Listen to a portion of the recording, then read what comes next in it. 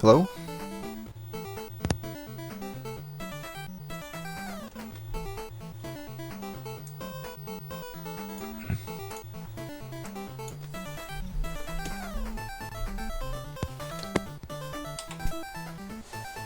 Hello?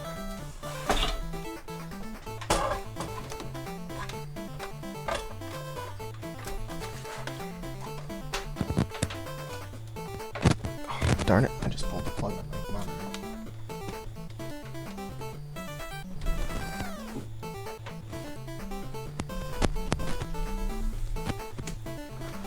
There we go.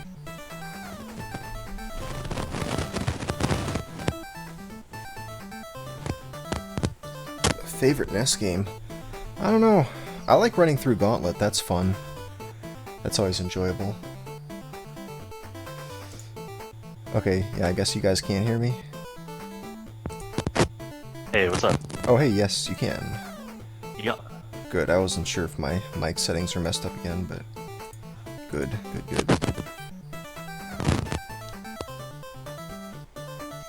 Do you Jeff have is just crackling. What's that? You hear the crackling sound? I wonder what that is.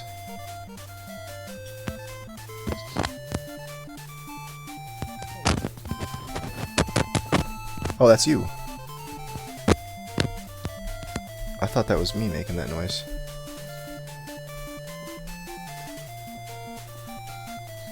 Alright, are either of the streams up yet? Yeah, I should be up. Oh, alright, just a moment. Let me know if you guys in the audience are able to hear both voices, okay? Hey, can you hear me? Hello? Hello? Oh, hey, there you are. You can hear me? Yep, I can. Yeah. I think it's just the wire. My cable connector is messed up.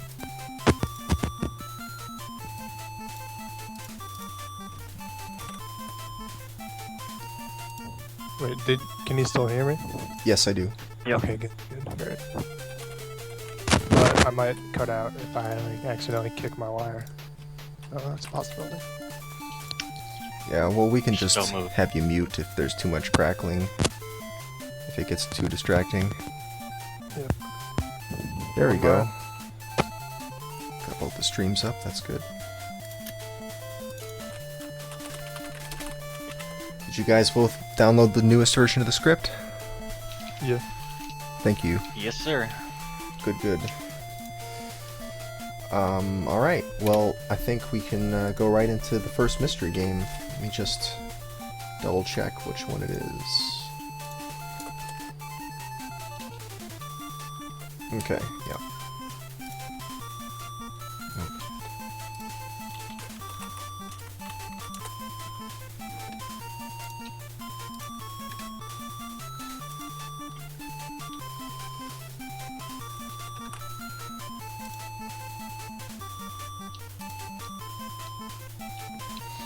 Alright, first mystery game is posted.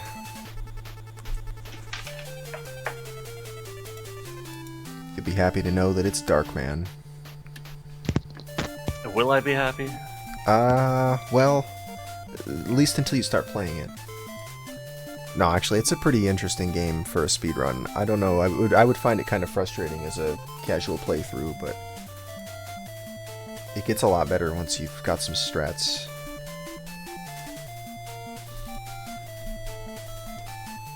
About all I know about this game is there's that spinning head in the corner for some reason. Yeah, your health is a spinning head, or something like that. I think it's your health. I don't know, I never saw the movie, so I imagine it must mean something, but no idea.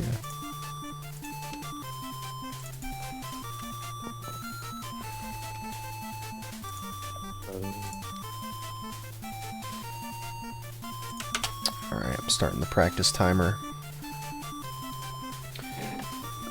So for people who are just joining us, what we're going to do here is these two players were given a selection of games that they could vote on, and they both cast their votes, and we picked the top rated game by both players added up.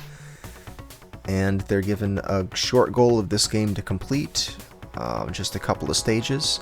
Neither of them have any speedrun experience with this, so they're both starting from scratch.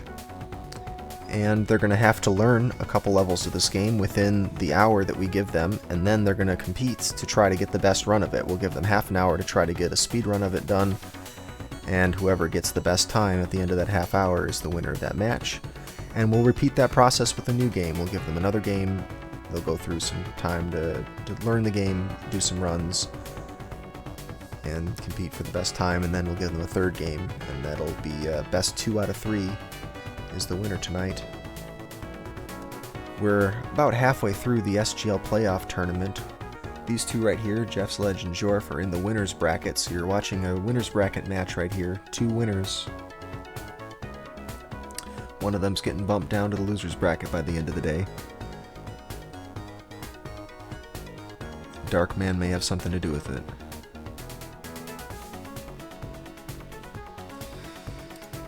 So, has anyone ever played Darkman?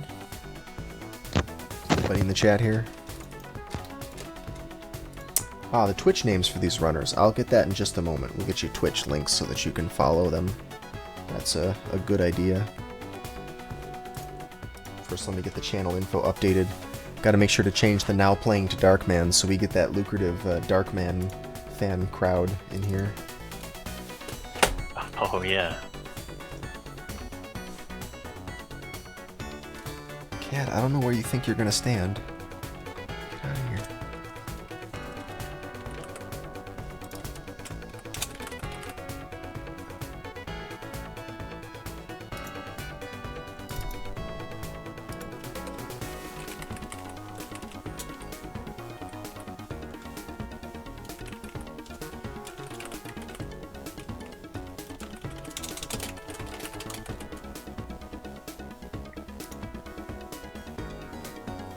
Same engine as RoboCop 2? Well, that can't be a good thing. Actually, we just had RoboCop versus Terminator on this show the week before last week, something like that. There were some matches of RoboCop versus Terminator. And that game is, yeah, that's an interesting game. It looked like it'd be pretty fun as a speedrun, but man, there was some, well, maybe the opposite. Maybe it'd be pretty fun as not a speedrun, but the speedrun was very much subject to RNG and lag RNG. I mean, just like uncontrollable amounts of lag.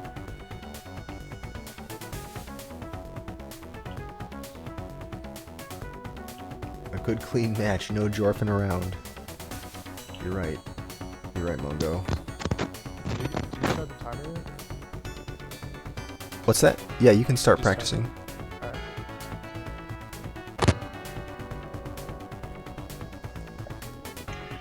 There wasn't a whole lot of games. I had to vote for something. Had to vote for something, that's right. There's only about maybe 10 games in the list, so... And we're going to be playing 3 of them tonight, so they're all pretty good likelihood of getting in there.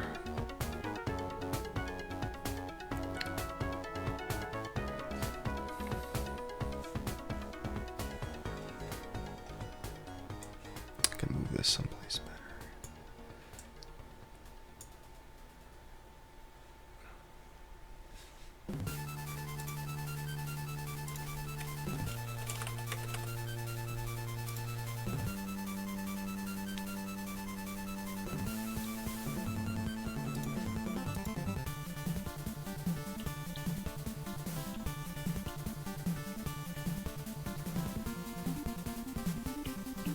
It was just Darkman and then Escape from Atlantis 9 times.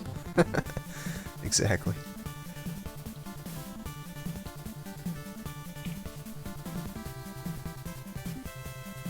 Hiya, Boatless.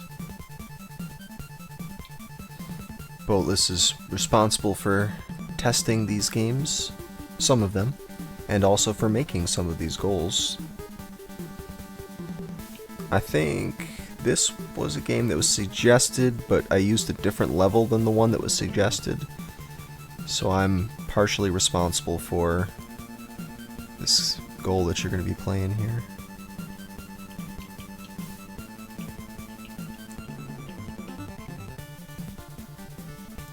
But this is a pretty fast-moving game with some really questionable physics.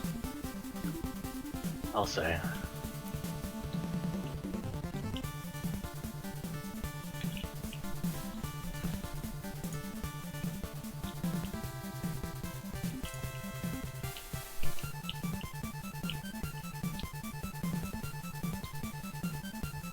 Yeah, so I don't know what that pecking chicken is for.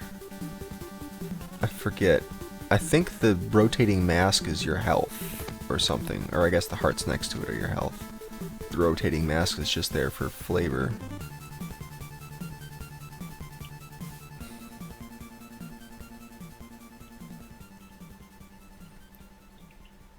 What's this game based off?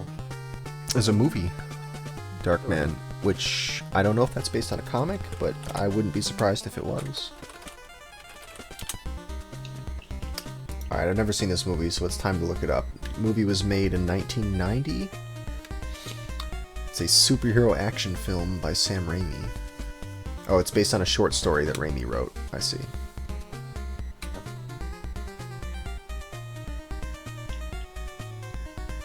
And you're playing as Liam Neeson, so there you go.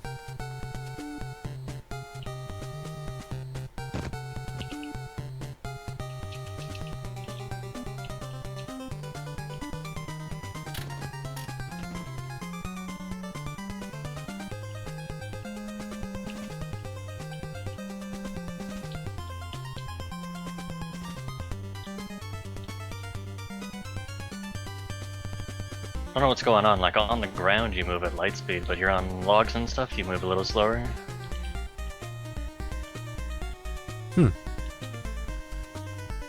Yeah, that is kind of weird.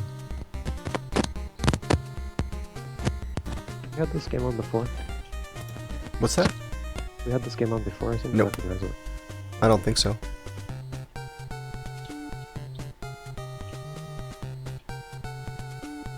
Have we? Chat.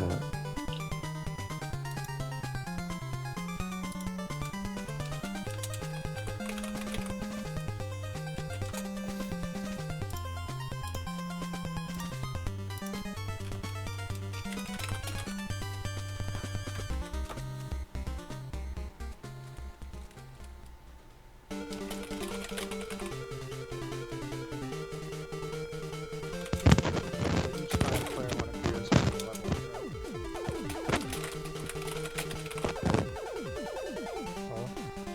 Hello?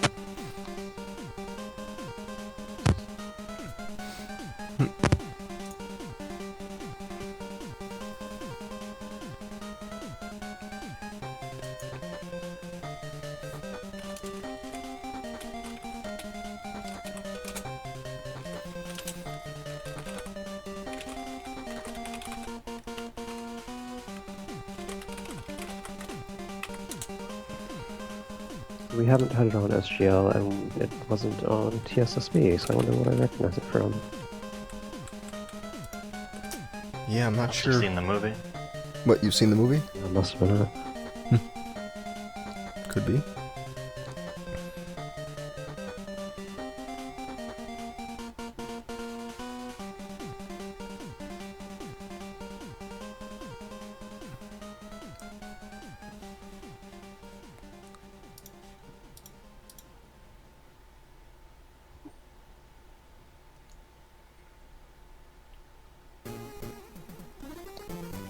The bird is the timer for the disguise. Ah, okay.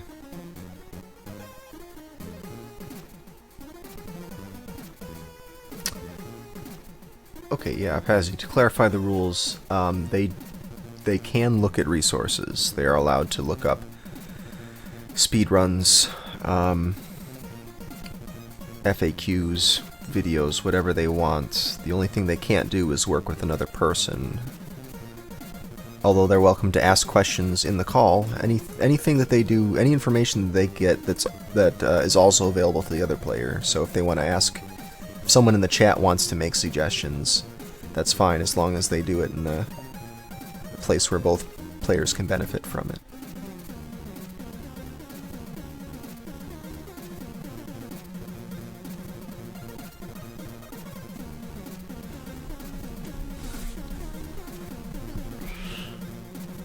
Here, hold on a second. I gotta switch my headphones out. I'll be right back, guys.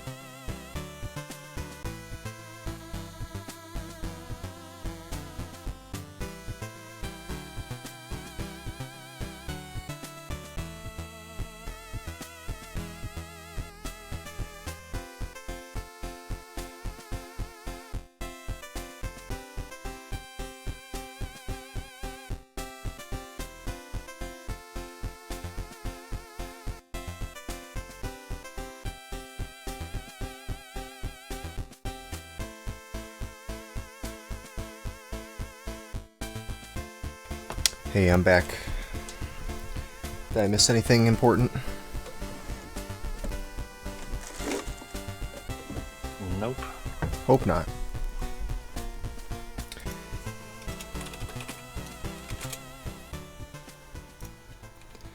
The song. Let me get the playlist for Rainwaves so you guys can check out what we're playing here.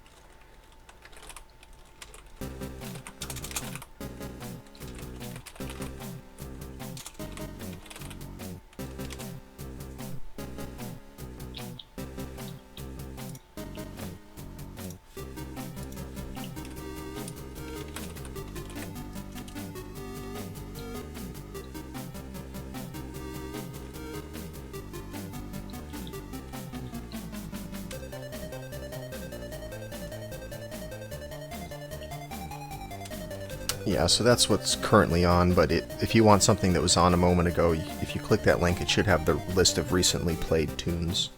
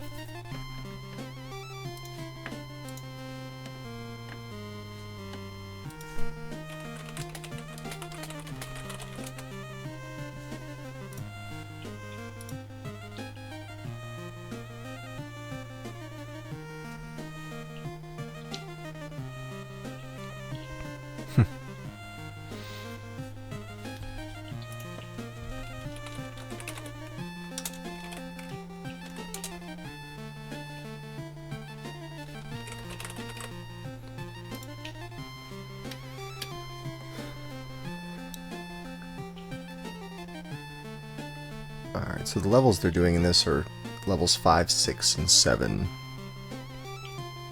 So you're going to see 3 levels here. I think the probably the most annoying one when I was playing through this was the vertical section that you see both of these players working on right now.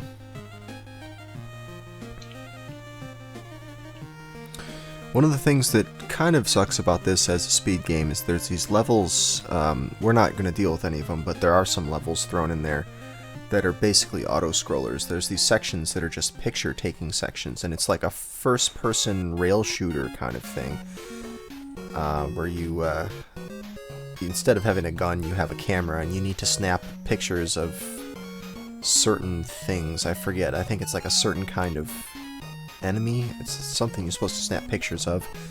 But it doesn't actually matter what you do during those scenes. It's completely... you know, completely just an auto-scroller. It ends after a fixed amount of time, regardless of how well you do at it.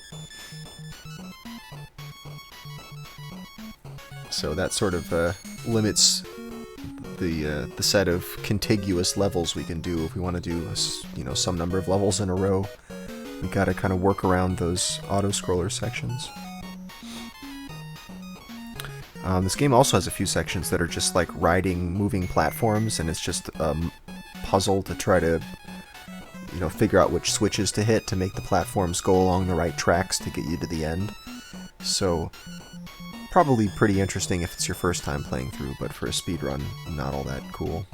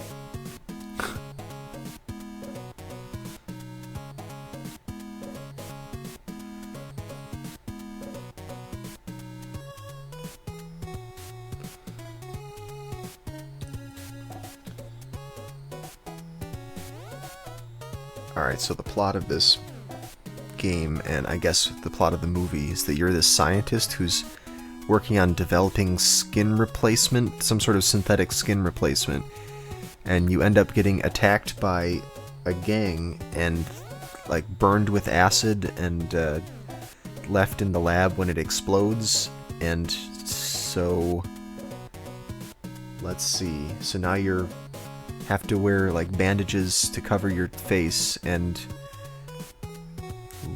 like the scientist guy loses all sensation, so he's like impervious to pain, and his body is full of adrenaline, so he can do crazy things, and it also makes him crazy in the process. So there you go. The tragic tale of Darkman. Doesn't really explain this pecking bird. That I haven't figured out yet.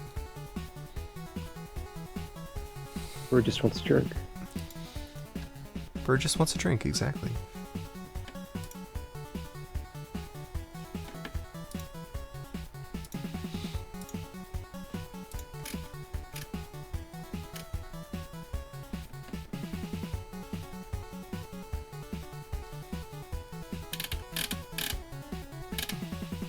Yeah, this was 1990. I vaguely remember when this movie came out, but I was too young to see an R-rated movie at that time, so I didn't end up seeing this one, and I guess I just somehow never went back and watched this.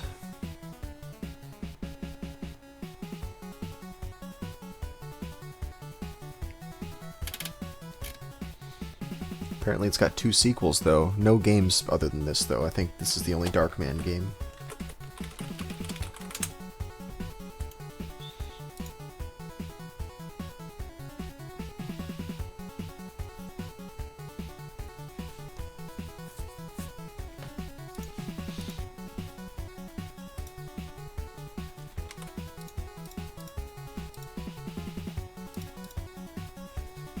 These enemies or something.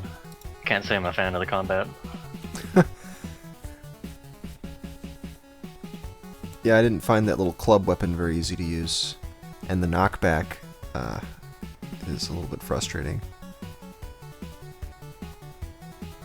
It looks like it has quite a bit of startup as well. Some startup time, yeah, maybe so.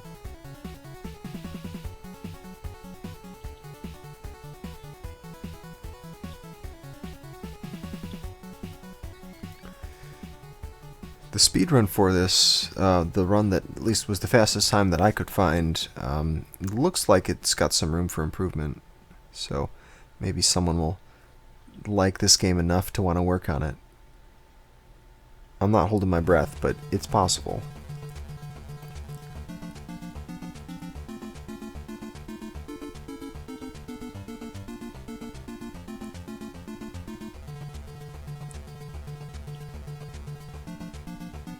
Yeah, a lot of licensed movie games for the NES turned out not to be all that good. I mean, you guys could be playing Hudson Hawk right now. Leave that one to Whitehead. Well.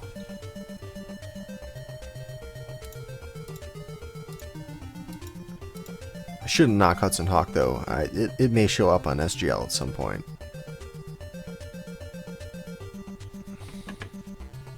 Gotta be careful what I say about games, because you never know when one's gonna end up on here. It's quite the threat. Well, I like this idea of having nine duplicates of Escape from Atlantis, and then one game that I wouldn't think people would pick otherwise. That's a pretty good list.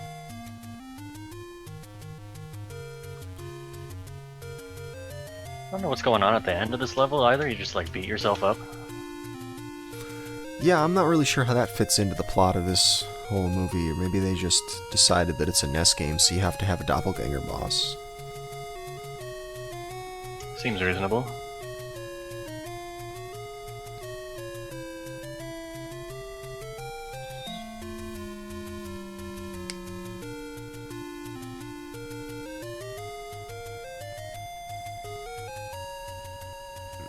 on for the ride of your life.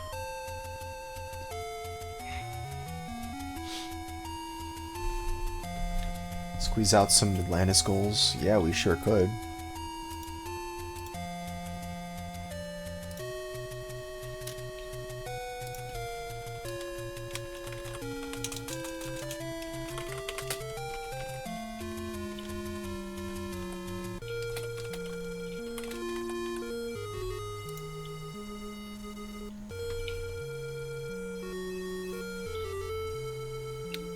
Yep, another auto-scroller. This game is full of auto-scrolling sections.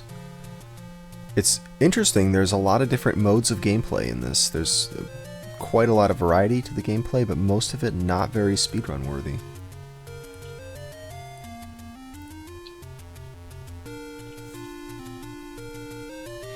This is a pretty creative game. I mean, I can't speak for the quality of the movie itself, but it's, they tried to do a lot of things with this game. Maybe they could have focused a little bit more on getting the actual play control to be a little easier, but it looks like it was an ambitious project.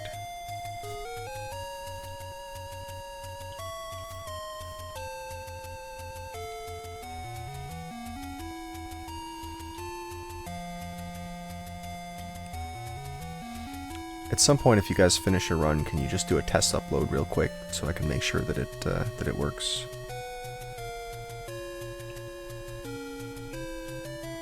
Or you don't even really have to finish a run. You can just hit all your splits and upload it, and then unhit the splits afterwards and keep going. But no rush, you know, only when you've got a moment.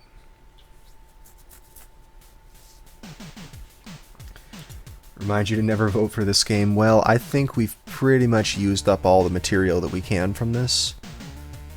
Just because this game is heavily peppered with auto-scrolling sequences. This might be the only stretch of several levels in a row that are speedrunnable. The level right before this was that auto-scroller, like, rail shooter picture-taking section, and the level right afterwards is the auto-scroller hanging from a helicopter rope section. Yep, save states. We that's one of the reasons why we use emulator on this show. It's very rare to be able to find a game with really good speedrunnable goals that start from level 1, so normally we jump in somewhere midway through the game.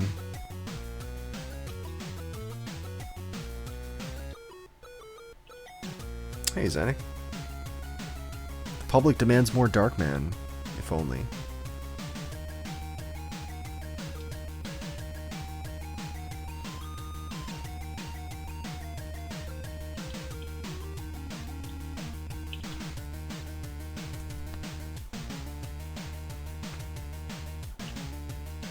Guy needs a bigger club.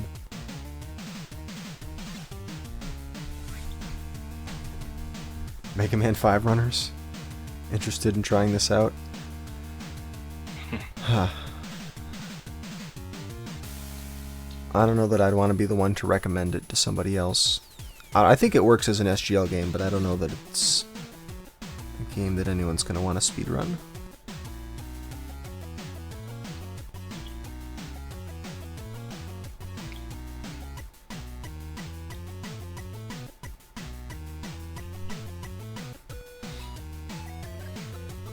I like seeing new stuff. I think I get tired of seeing the same games speedrun over and over again, even the ones I like, so it's cool to have a game like this that I probably never would have played if we didn't have this show.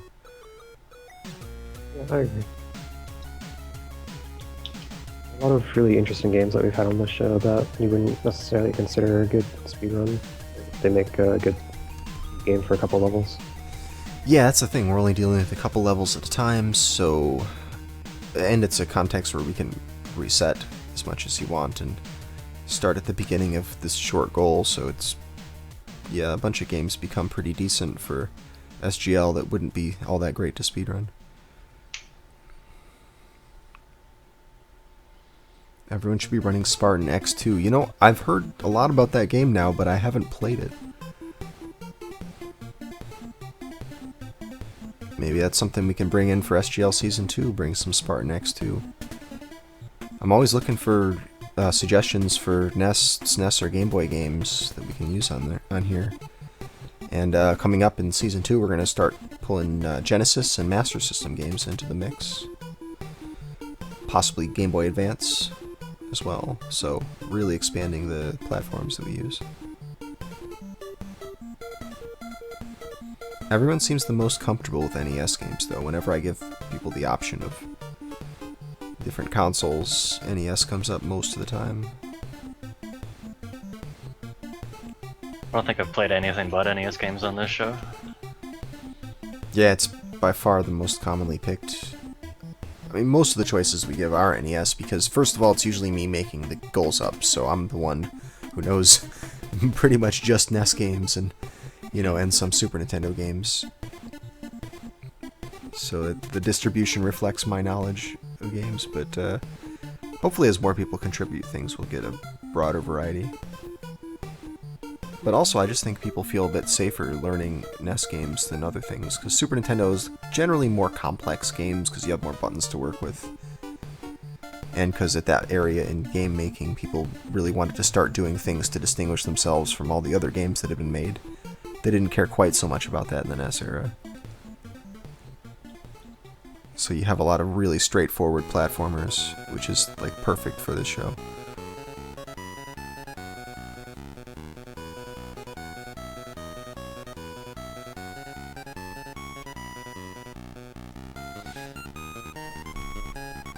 A boss rush battle tournament.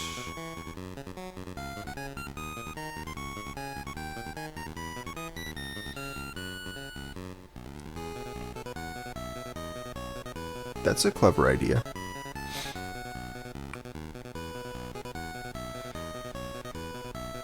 Yeah, that kind of thing you're talking about. Yeah, I'd like to do something like that in the future. There's been a few cases where, I was just talking about with this game, there's a lot of levels that are separated by auto-scrollers, and you can't really put together several levels in a row that are suitable for speedrunning. And eventually I'd like to make it so we can use Lewis script and multiple save states to make it so we can stitch together several levels that wouldn't normally appear next to each other. And I'm pretty sure that can be done fairly easily. But yeah, once I've got the details of that worked out, then we can do all kinds of stuff like what you're talking about. Just have like a goal that's all bosses or something.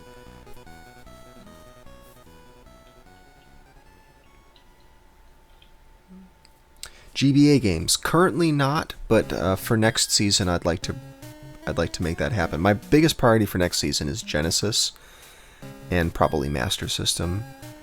And then I think Game Boy Advance would be the next one I gotta work on.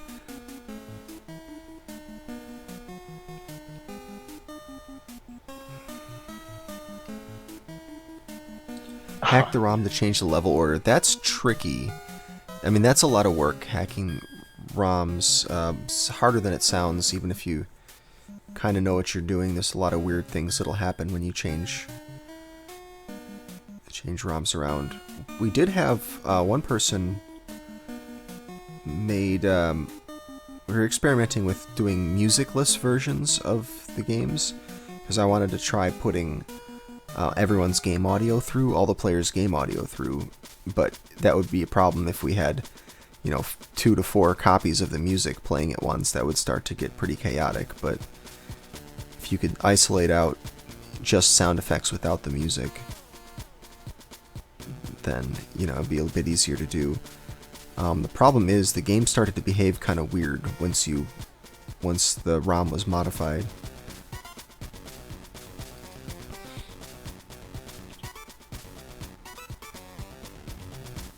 I suppose someone who knows what they're doing could find some way to do it, though.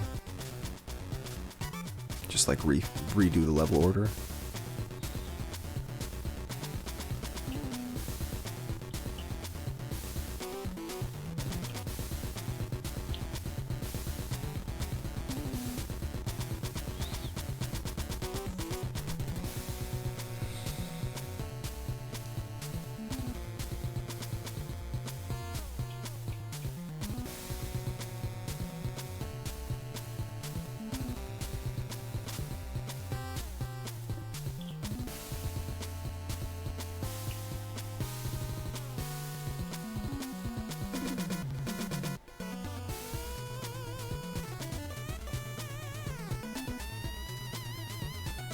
Yeah, 4 sets of sound effects would still be pretty chaotic.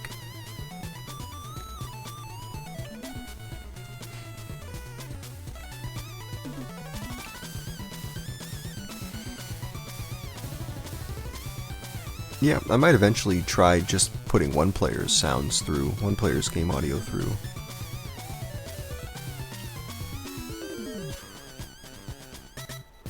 That's not really been a high priority yet, though.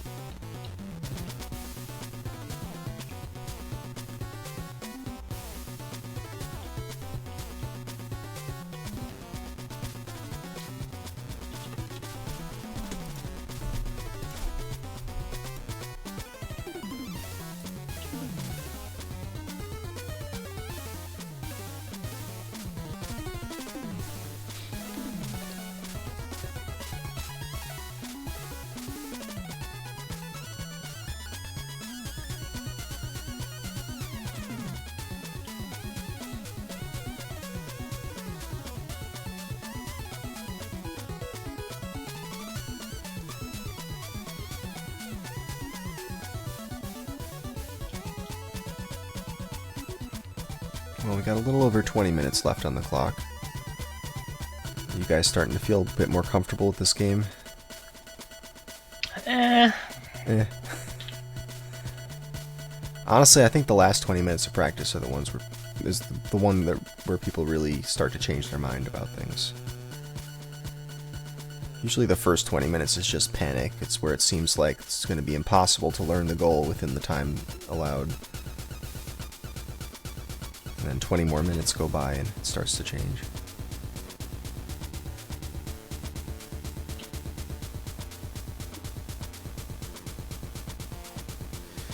Yeah, Boatless, you're right. That's being able to string together different levels that aren't normally connected would allow us to do some stuff like get rid of bosses that are terrible. Like we had like that DuckTales 2 where we accidentally put the Mew boss in the middle of the goal. Fortunately, that was easy to fix just by reordering the levels and putting the Mew level last and then cutting it off right before the boss. But that was utter garbage. That would have been a disaster if we didn't catch that in time to fix it.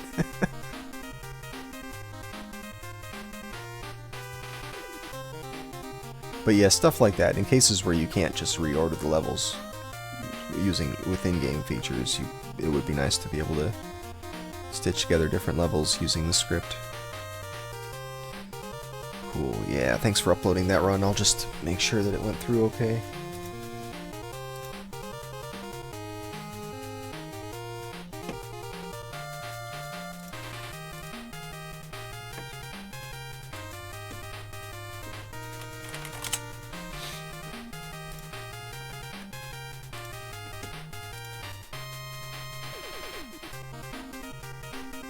Yeah, I sent one in too. Okay, good. Thanks.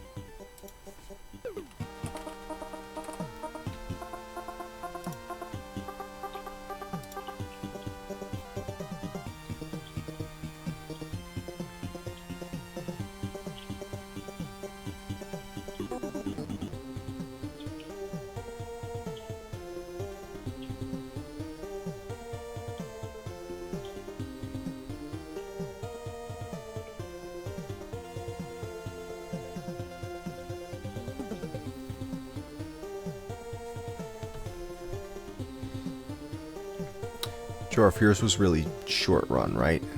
Yeah. Okay, good. Just making sure.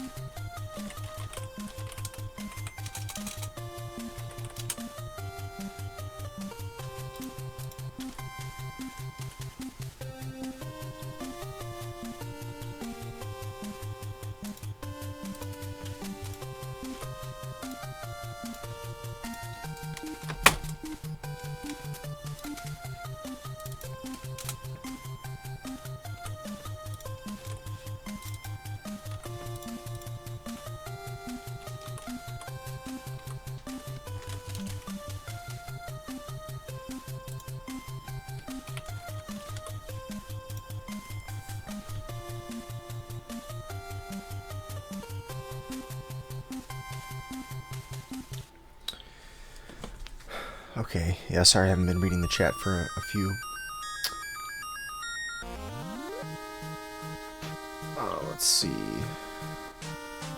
Stringing together save states.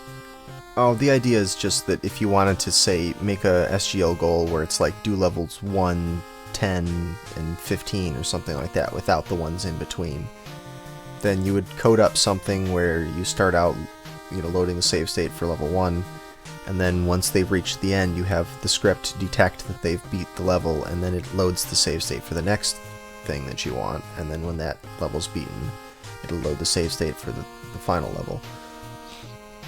So you can put together some levels that don't normally occur right after each other, or do something like the boss rush kind of challenge that was suggested earlier. Yeah, the Lua script can tell the emulator to load a certain save state. So Lua can do basically anything that you would normally be able to do with the emulator's interface, except one limitation is that you can't start a movie recording. You can stop movie recordings and you can jump around where you are within the movie recording, but you can't actually initiate it, and that's just a failure of the people who designed the Lua interface. It seems to be a common problem in Lua interfaces for different emulators.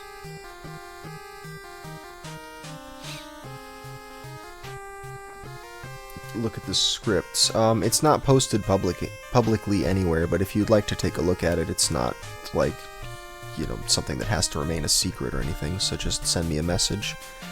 I won't remember if you just tell me in chat, but if you want to send me a message, I'll try to remember to send it over to you. Yeah, Pezzy, that's the thing. That it would have to be a little bit tailored to the game. You would have to detect when a level's been beaten or when a boss has been defeated, etc., which normally you would have to know. You'd have to find the memory values specific to that game, so it's not the kind of thing that could just be done generically. It is possible to sample the frame buffer though to see what to look for. I don't know, for some games you might be able to tell when the level is ended by looking for when the screen fades to black, so you can actually check pixel values. So for some games you could do it like that, but yeah, basically it would require some customization for the game.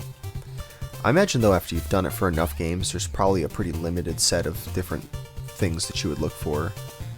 You could maybe come up with some general purpose toolbox that handles, you know, 80% of the cases. Continue recording through Lua and load a save state. Yeah, it can. In fact, that's how these guys are recording their runs. It starts a recording and sets a save state at the beginning of the recording, and so every time they hit reset, it doesn't have to restart the recording, it just reloads the save state from time 0. But yeah, it does have the ability to jump around within a recording by loading and saving. In fact, if you're...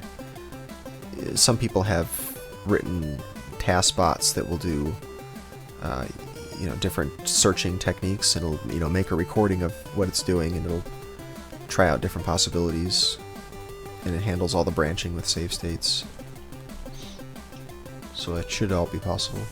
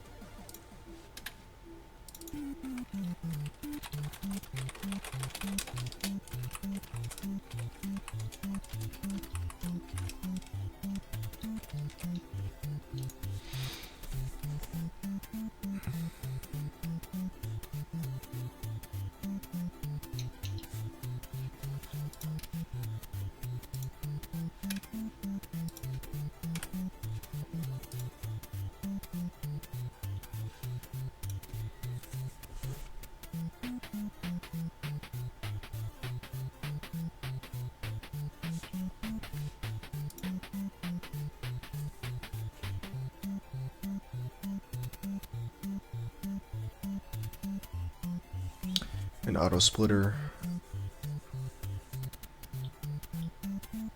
Stage numbers just sitting in RAM. Yeah, that's the thing. I'm sure a lot of games do have that. The stage numbers sitting in RAM.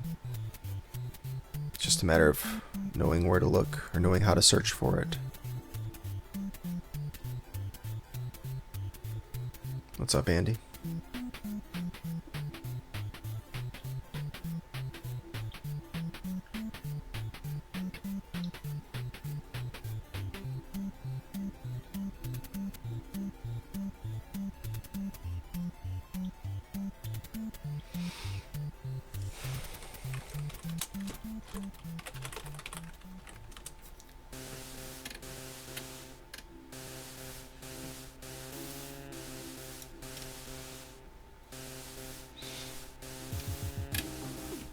Andy is another one of our SGL tournament players here. He made his way through the first round and lost in the second round to Cards of the Heart in a pretty interesting episode. That was a really interesting one to watch, and it was 1-2 in favor of Cards. Could have gone either way, really. But Andy will be joining us in the losers bracket in round 3 against the person who wins from the group of Freeball, Enemy, Zyre, and Scavenger. That person's going to be put against Andy.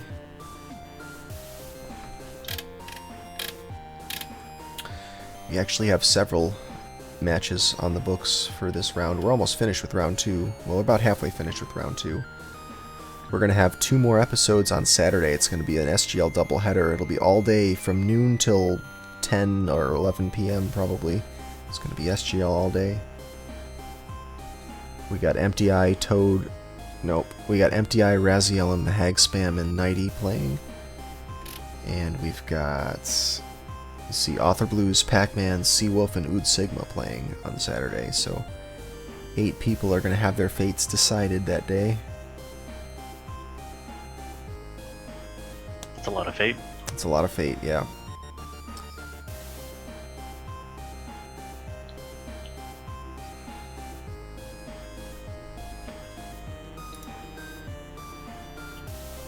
Yeah, noon Eastern time. Yep, yep. Sounds like a long day. It will be for me. And for anyone who wants to watch the whole thing.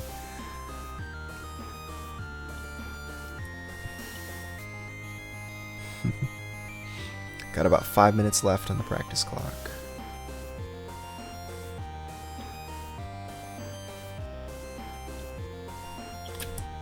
Fate did smile upon you, Error.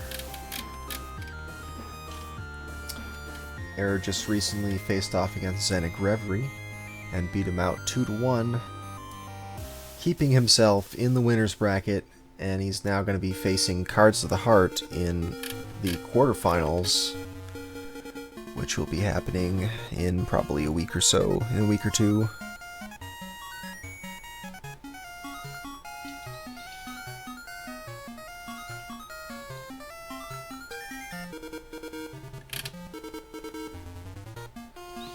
Whoever wins today's match between these two guys, Jeff or Jorf, will go against Cananophone in the next round, in the quarterfinals. So I'm sure Cananophone is lurking so he can get an eye on the competition. He's not here for the Darkman. He's here to scope out the other guys. Come for the other guys, stay for the Darkman. Exactly.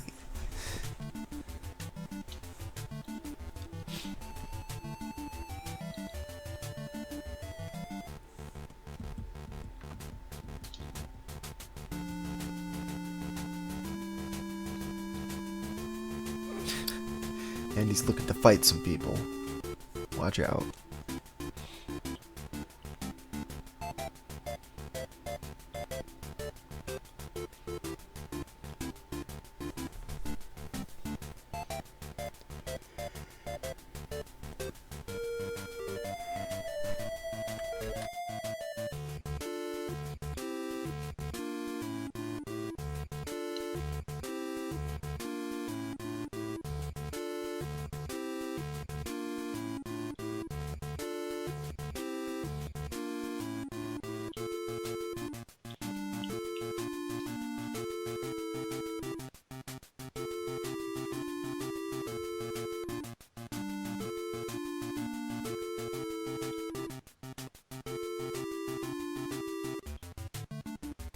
Oh, this fish that jumps out of the water is a one-hit kill. It's pretty mean.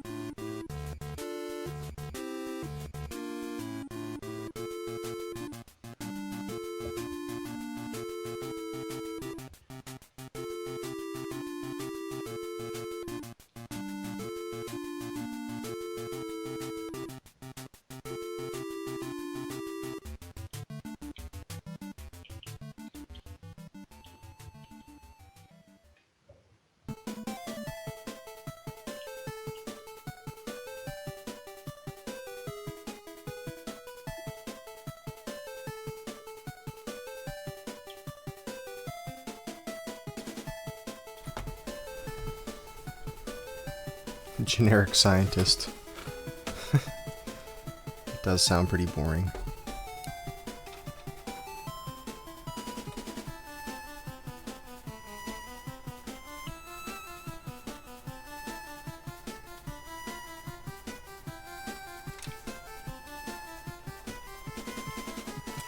It looks delightful. Hey, cards. Yeah, we were just talking about how delightful this game was. Both these guys were really enjoying it. I think they said they were going to speedrun this when this match is over. So yeah, well received. And we're going to have more Darkman on this show in the future.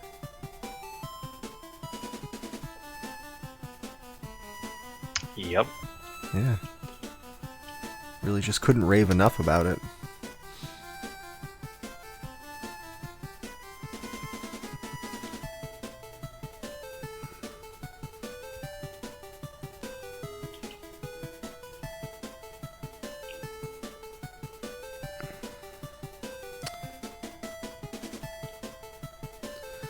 Alright, well, it's time to start our match here. Let's get some Darkman going. If you guys need to take a minute to go to the bathroom, get a drink, rest your thumb, now would be the time to do it, but we're going to be going into this match in just a few.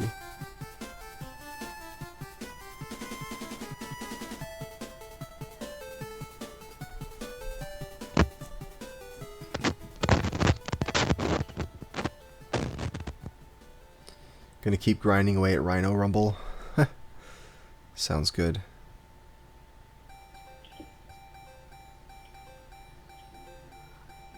Man, getting all kinds of dropped frames from Jorf's stream there. I wonder what's up with that.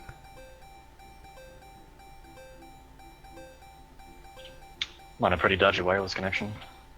Oh yeah, streaming from wireless. That's... yeah. It says I haven't dropped any.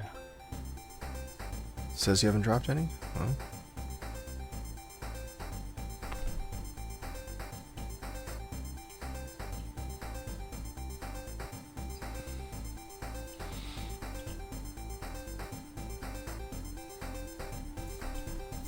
Okay, so let's set up 30 minutes on the clock here.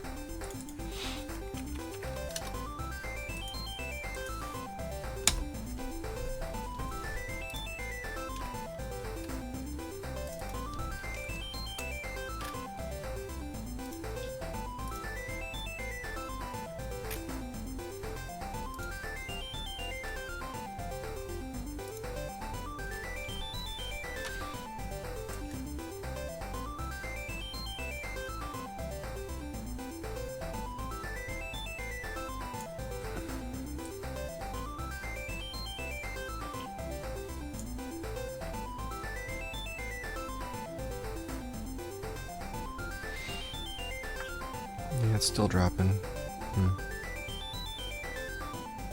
So it says you're not dropping frames, Jorf?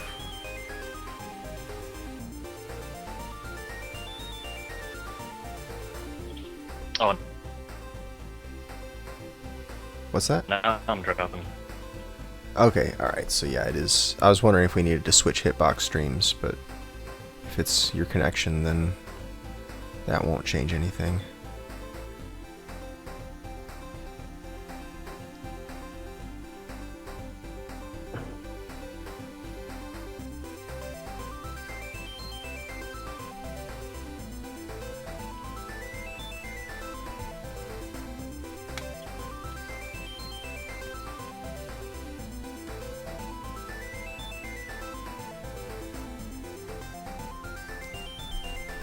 Well, we'll just make do.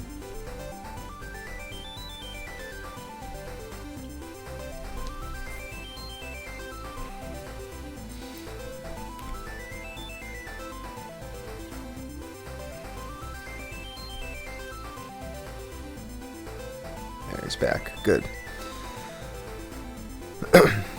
Oh, only for a few seconds, though.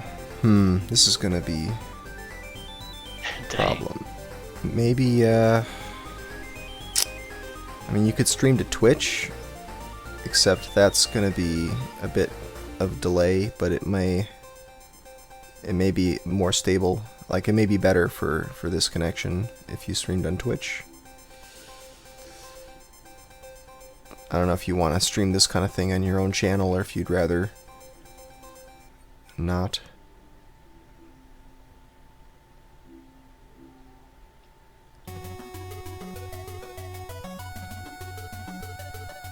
Well, we'll see. It's back for the moment. Yeah, I'm not sure how much Twitch would help. Well, I mean, Twitch is a bit better when you have a dodgy connection, though. It's just because it's got a longer buffer.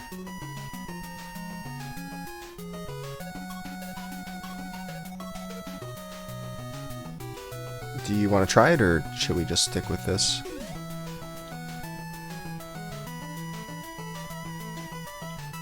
Oh, we'll see how this goes, I guess. Alright, yeah, if it gets really bad, maybe we can switch for the next match. Okay, well, I think we should start this match off. You guys both loaded up. And can you make sure that when you hit reset, it starts from timer 0?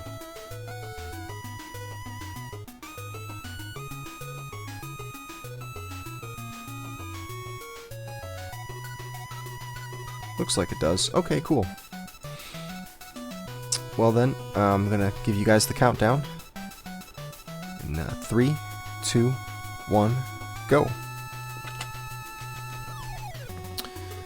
Well, welcome everyone. This is SGL. This is our playoff tournament. We're in the second round of it right now. We're doing a match from the winner's bracket here, Jeffsledge versus Jorf. Both of them no strangers to SGL. Both of them racked up a pretty decent record. And now one of them's going to proceed in the winner's bracket, and the other one's going to get bumped down to the lower bracket. This game here is Darkman. This is a mystery game. These players were not told of this being the game until an hour before this match started. So these players have had 1 hour to work on it, and it's a game neither of them had any speedrun experience with before, so they're both basically starting from scratch. Their goal here is to do levels 5, 6, and 7. They have half an hour to make as many attempts as they can of that goal, 5, 6, and 7.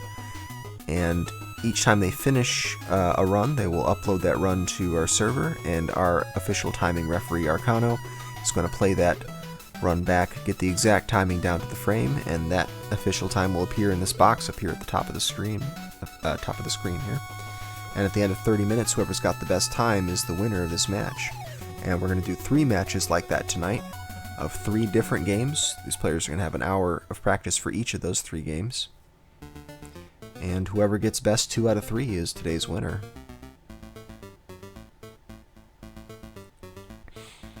So, Darkman, not really a game that a lot of people speedrun. I think I managed to find one decent speedrun of it, and a couple of Let's Plays, but it's pretty obscure game. This was based on a movie released in 1990. I'm told this was Sam Raimi's first movie after Evil Dead 2, so I don't know if that means anything as far as like explaining what we're looking at.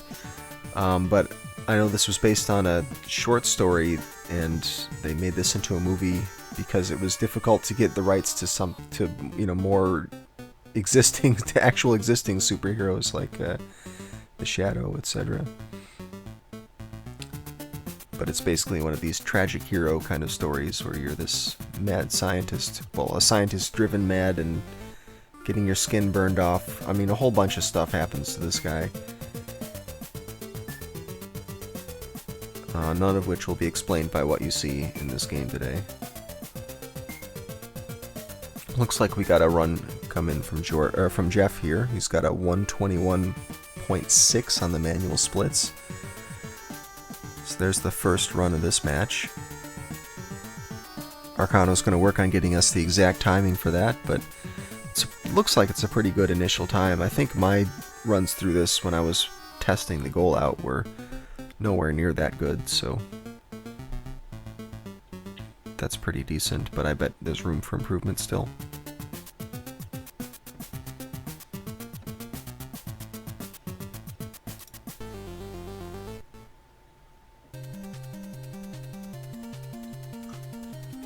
one they haven't seen. Yeah, well, what I do is I try to do a little bit of research and see. I look up each of the players and see what runs they've done. If they've been on the show before, I see how they've voted on other games and if they mentioned any sort of conflicts other times, you know, any of these games have been on, because we do use the same games multiple times with different goals sometimes.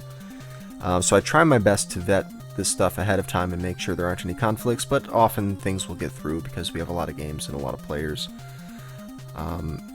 But yeah, then I just put up a list that's big enough that if there happens to be any conflicts that the players point out to me, we can just skip that game. And, you know, the players are on the honor system to disclose any prior experience they have with these games. I don't think we've ever had a problem with anyone not being honest with it. But yeah, if we ran into the weird situation where there was conflicts on every game, where every game had to be excluded and we ran out of games, we would just revote. We have hundreds and hundreds of goals for the show that we've made for the year and a half that we've done this. Actually, it's probably close to 2 years that we've done this.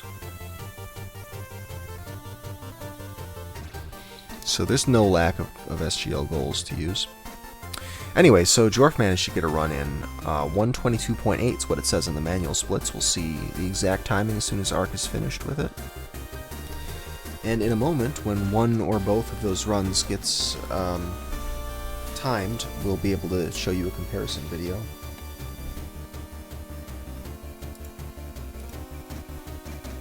Right.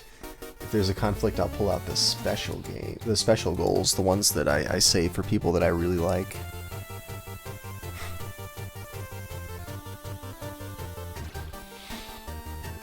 I don't know, as bad or as undesirable as a game might be, there's always someone that will vote for it. I mean, we've had some games that I've put in the voting list, and they've been in there for, you know, months, and no one wanted them. And then eventually I would get a group of the right 2 to 4 people, sometimes 4 people will pick a game as their, like, among their top choices that other people had vetoed.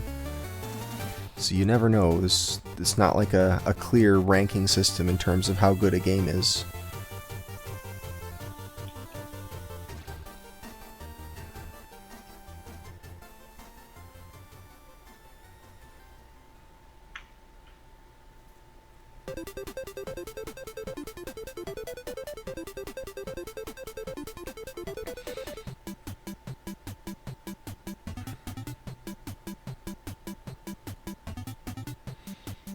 Okay, we had a double update there. Jorf's time officially was a 120.33 and Jeff's was a 121.01.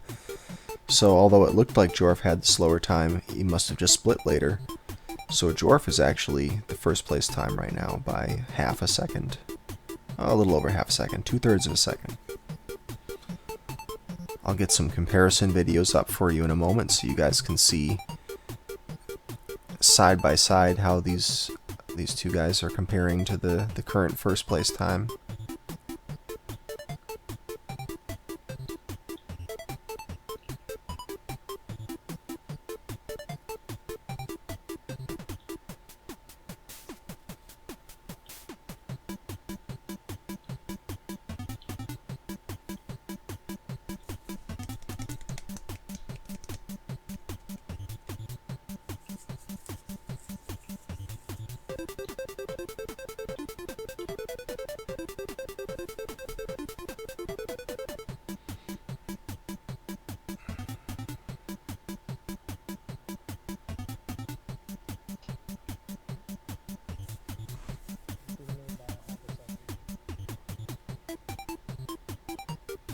That's right. If people veto or conflict out of everything, then I'll give everyone Rocky and Bullwinkle. That's going to be the fallback game.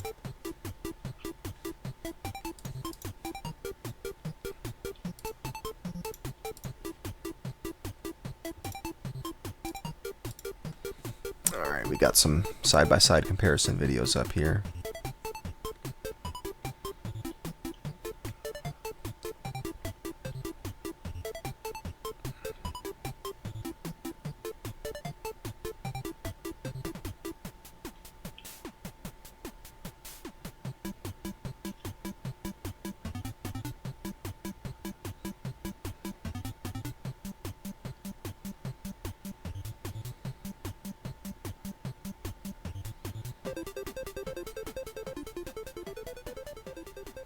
So here on Jeff's side, you can see his current run side by side with Jorf's run. That's what he's being compared against. And on Jorf's side, you're going to be seeing Jorf's current run compared against Jorf's first place run. I'm not sure why it isn't syncing up though.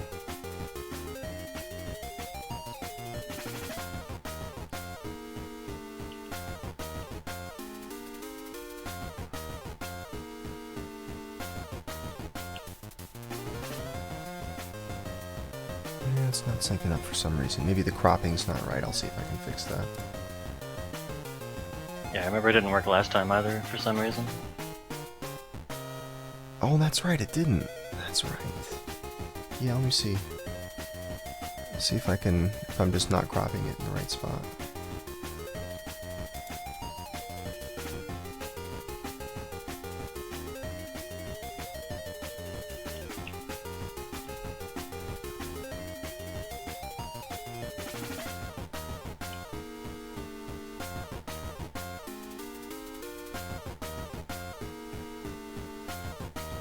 You can also try re-inputting the times, see if that would work.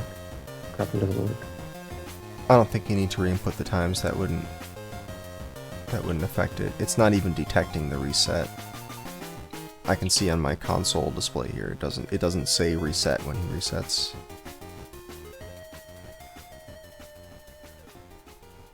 So my guess it's just some, I don't know, something with the way his stream setup is.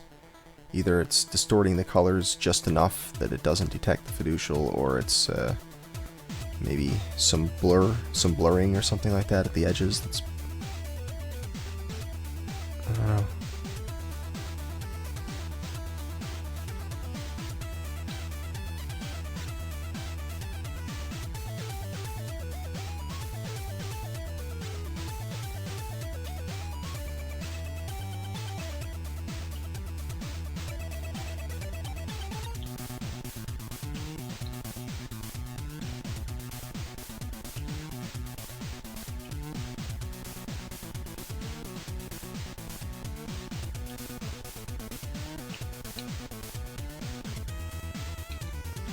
Oh, I see. We got some practice going on in that last section.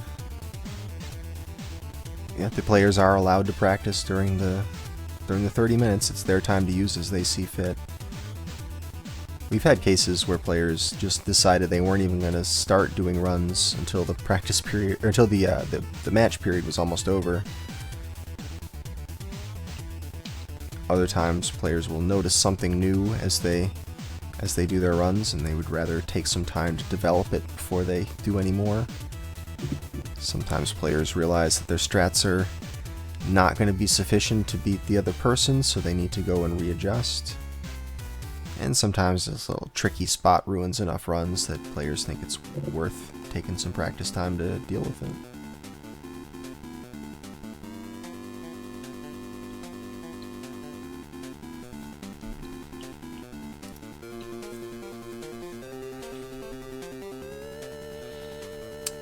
Yeah, there's a program running on my computer that detects the resets.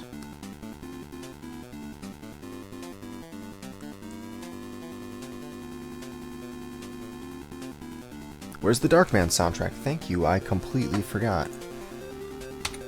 We gotta hear what the music in this game sounds like. Surprisingly not terrible.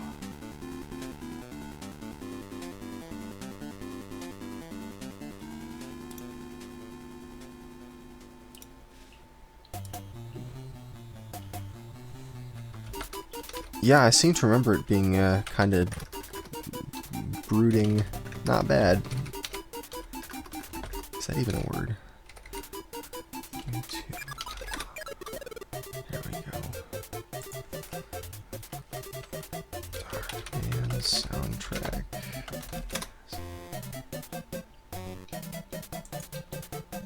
Oh, so loud. Sorry, earphone users.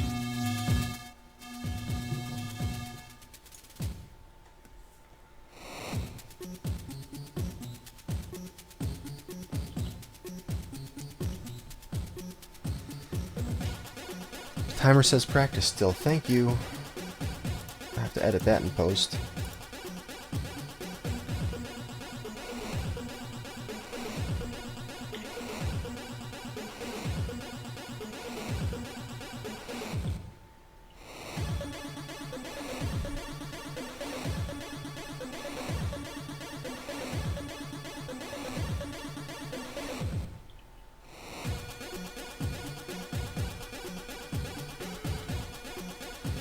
The runners are in charge of their own splits, but we do play back the runs to get the final split is determined by one of the staff members.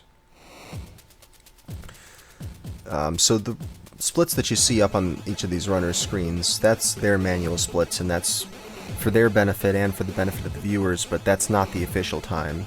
So that's why right now, if you look at Jorf's, it says 122.8 on his manual splits, but his official time on the board is 120.33 because he didn't split at exactly the end point. So the official time is what really matters, and that comes from these guys uploading the input recordings. They're doing this on emulator, recording the inputs, and they upload each of those recordings to our servers, so we have a copy of it to verify.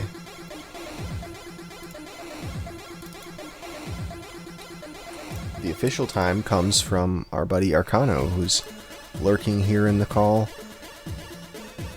with his stopwatch. Yep, just doing some lurking. Have my stopwatch all set for Darkman. Have to take it in to the watchmaker to get the frames adjusted just right. That's right, but don't believe a word he's saying. He's actually sitting there with his emulator and frame advance to get to exactly the right spot, but but yes, that's what Arcano does for us.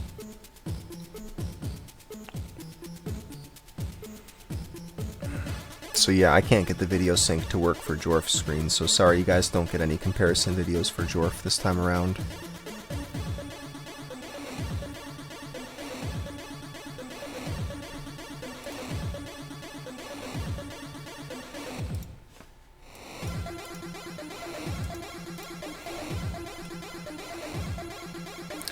Haven't really seen an improvement to either player's times. I think they each got one run in so far. Both of them within the first like 3 minutes of this match starting. Yeah. And since then, it's just been a real battle to try to beat their own personal best. Only 2/3 of a second separating them, and that's often the case with these really short goals. Minute 20 is pretty short, even for SGL standards, so it's the kind of match where it's going to come down to fractions of a second. The last level's really good in there. Yeah, that seems like the hardest part. I had a hard time with the climb, but just because of all the knockback. But there's a lot more enemies in this last level than the others, it seems. Yeah, because of the awkward speed in this game, you can get some really, really quick levels.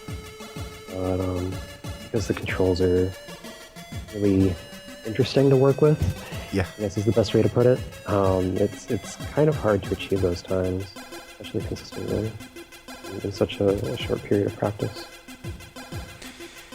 Yeah, and this looks pretty different than a lot of the platformer side-scrollers that we have on this show. If you look at the speed that the camera's moving, it's extremely variable.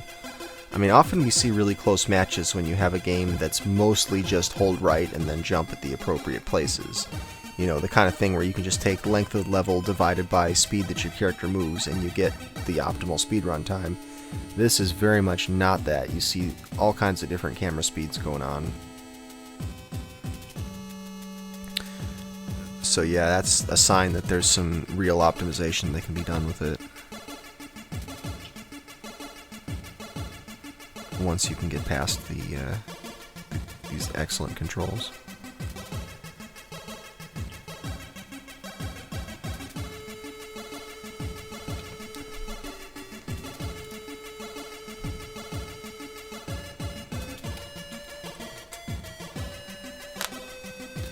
Yeah, the levels do look really similar, and that's actually not very typical of this game. The game actually has a lot of variety to it, and there's most of the levels have quite a different look and feel to them, but these 3 levels in particular are all the same tile set.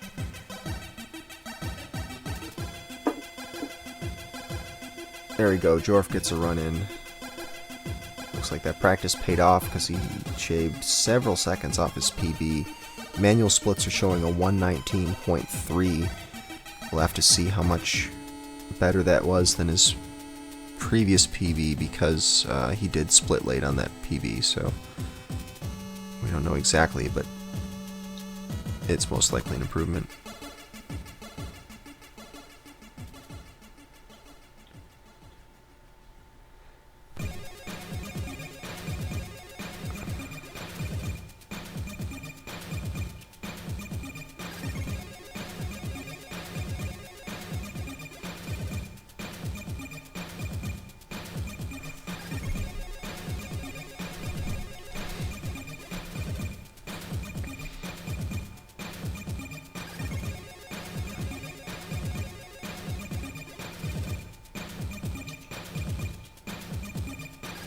There's the update, 118.7 for Jorf, so that was about a 1.5 seconds improvement for him. Very good.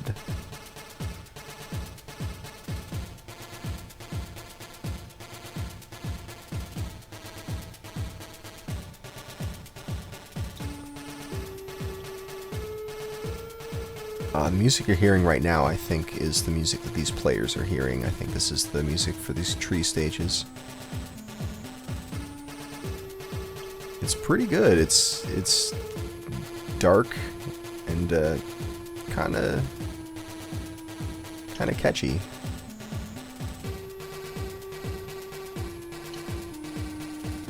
All right, we got the new Jorf's new run video has been loaded up here in this box in the top left, so we can compare Jeff's progress to Jorf's latest run.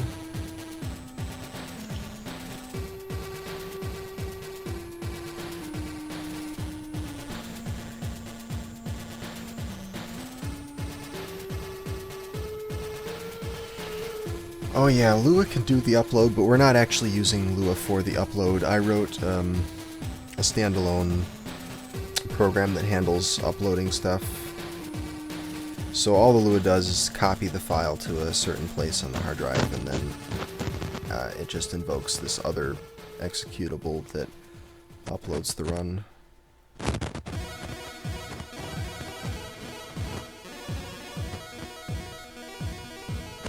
I should work on that. That's something I should do, is make the Lua script an all-in-one thing and not have the helper app.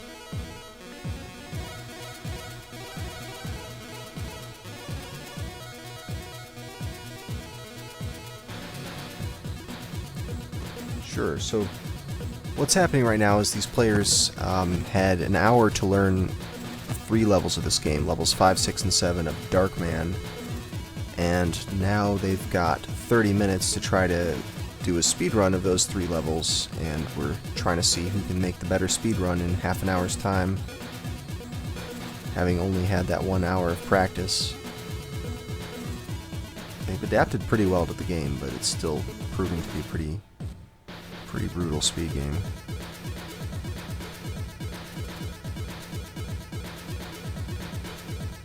Really just the controls that make it a challenge, I would say.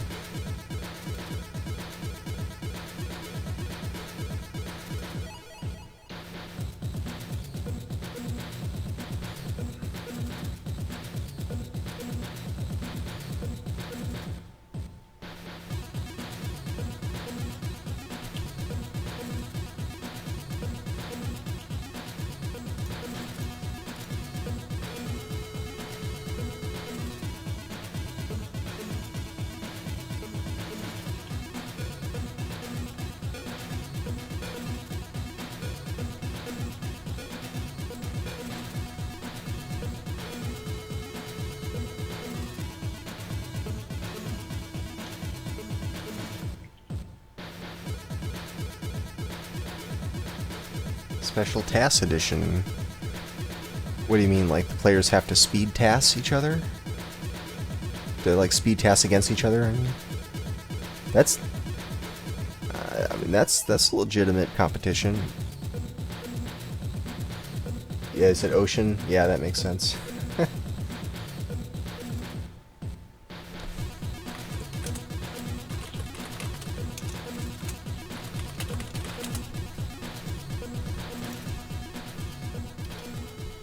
Yeah, so there are people who did Addams Family, Cool World, Jurassic Park, Lethal Weapon, Pugsley's Scavenger Hunt. There's a game for you.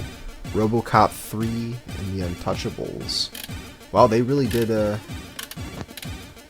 some great movie games here. I think of those I only played the Addams Family games and Cool World.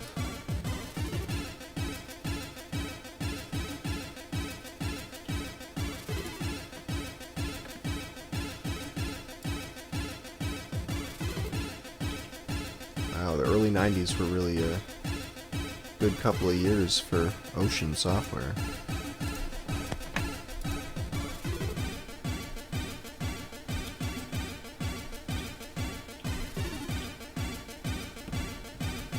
Yeah, the speed tasking at GDQ, that was pretty clever. I'm glad that they did that. I think it's a nice thing. It's a kind of competition that really hasn't had any kind of arena for it. There's really no one that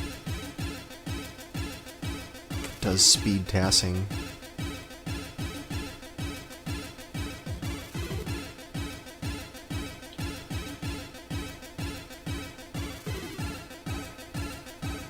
Hi, Nomad. On the little screen, that is the personal best of Jorf. That's the best time that Jorf has gotten so far. So basically, Jeffsledge is trying to beat that the run that you see in the box right there. So that's just a comparison.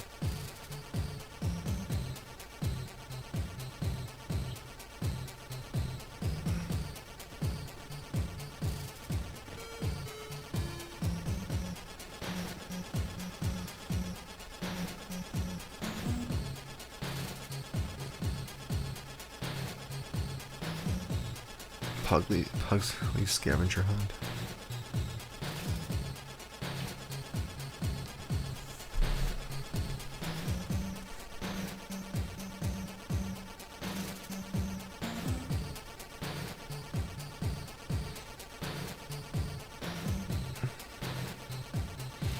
Yeah, it would be tough to know exactly how to do a speed tasking competition, because you'd want to give them an amount of time that actually forces them to make some trade-offs, but isn't too short that they can't really do a good job with the game.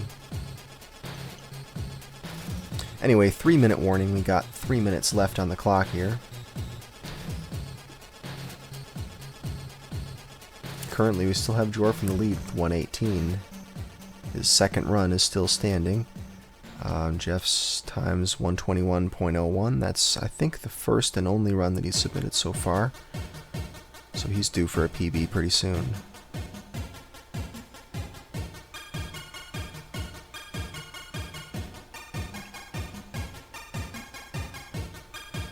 Wait, there's no music in that game in Pugsley Scavenger Hunt? That seems... I don't know, that seems wrong for an NES game not to have any music.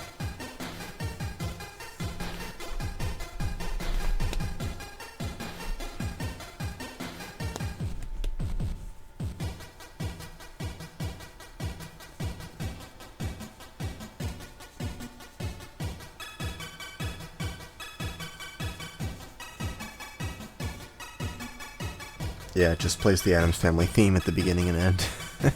Makes sense.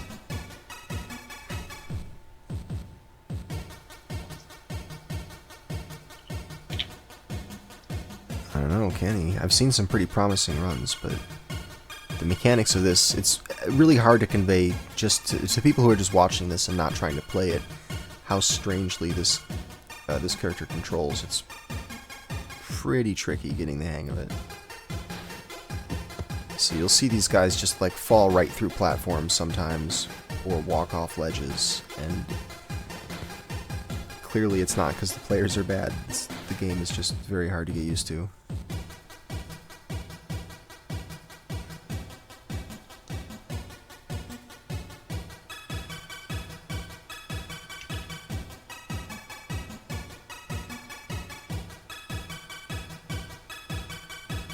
It is a creepy mask, that's what it's supposed to be. Because Darkman had his skin burned off, so he has to wear disguises.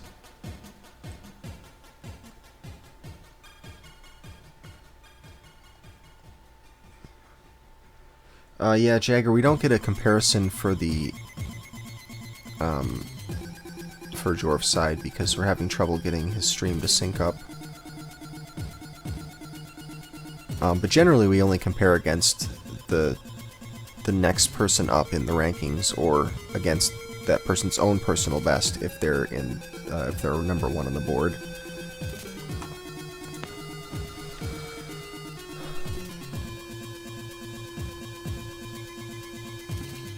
This game does have good music. Alright, so here we are, time has run out, so it is now last call for resets. This is our player's last chance to get in a reset or two. Or just one, really. Oh. Or two. Alright, well, that's it. No more resets past right now. Sudden death time. This game was released after the movie. It's a licensed game based on the movie. You know, the movie comes out and then Nintendo makes a game to try to capitalize on it. Or, not Nintendo, but some publisher makes a Nintendo game to try to capitalize on it. This was pretty common practice. There's a lot of movies that got turned into NES games. In fact, we were talking about how this developer, Ocean, made a lot of games like that around that time period. Well, it looks like Jeff's done, and it looks like Jorf is done as well.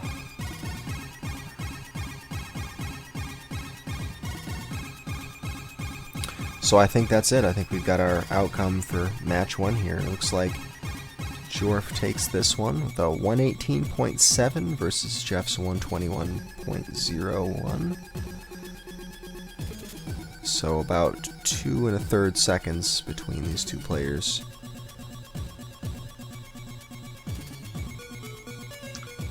Yeah, that was a pretty tough one.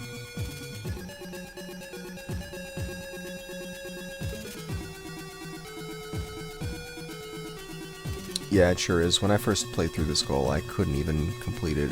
I had to really work on this to even get through it. It's a hard goal. And these guys only had an hour to work on developing strats for it, so it's quite a challenge. But we got 2 more matches. We're doing best 2 out of 3, so it's still anybody's game. And we're going to move on to the next game here.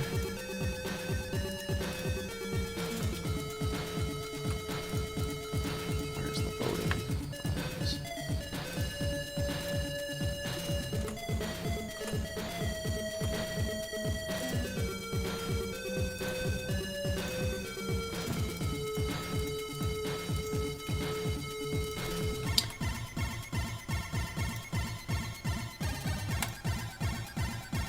Alright, next game is posted. Game for match 2 is going to be the Jetsons, Cogswell's Caper.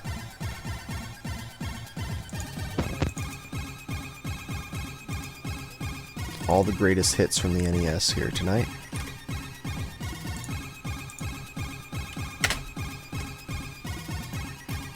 Although seriously, I found this to be a fun game. Let's see if the players feel the same way.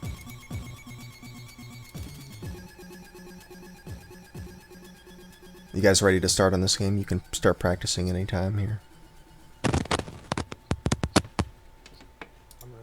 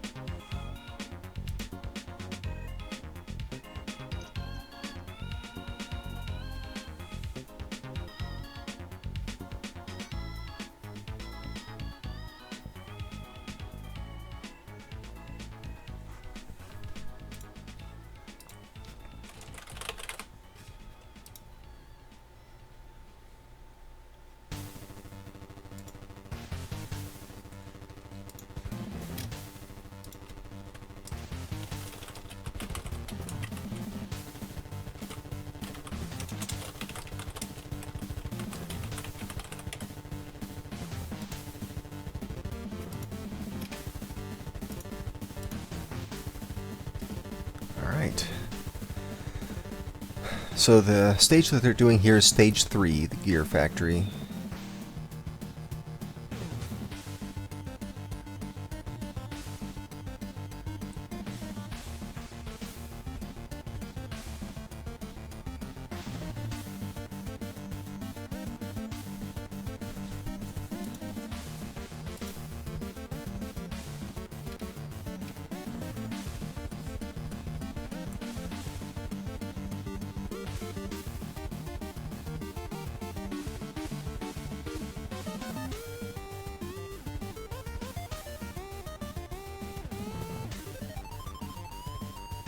Alright, so that thing you saw a moment ago on Jeff's screen is the remote control glider.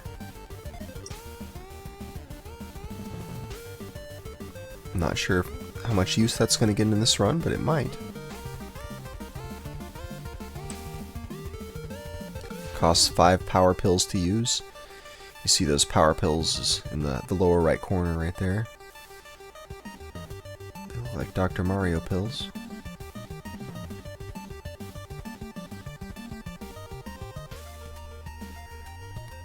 And of course this is a jetpack game, because the Jetsons.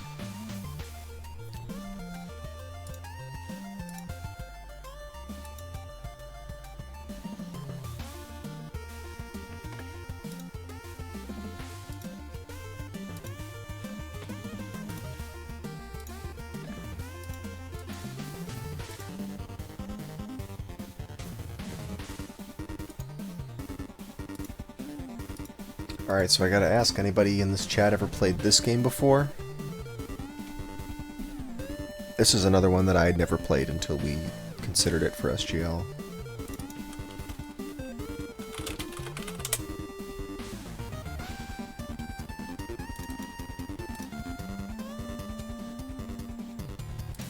Cogs or sprockets?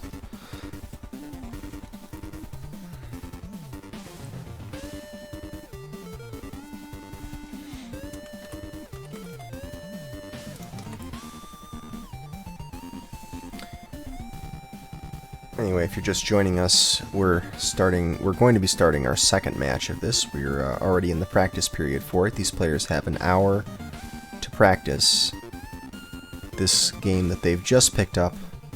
Never speedrun this before, so they're starting from scratch.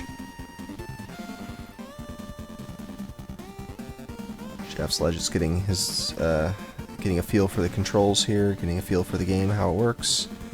Jorf, who's doing nothing right now, is probably watching a video of it or doing some sort of research. My guess is, yeah, watching a video.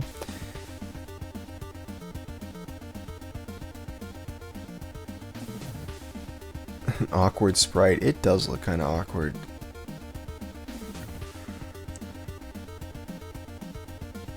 I like the box throwing though, it makes me think of Rescue Rangers. But yeah, there's not a lot of continuity between the different frames of this guy's animation.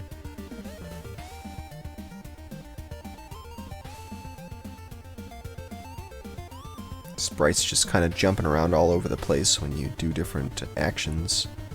Probably makes it difficult to follow where your character's hitbox is.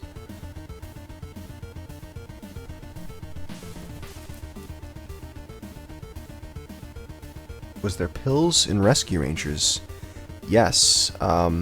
It's not useful in a speedrun, but I think it's a pill. That's the power-up that lets you carry heavy objects.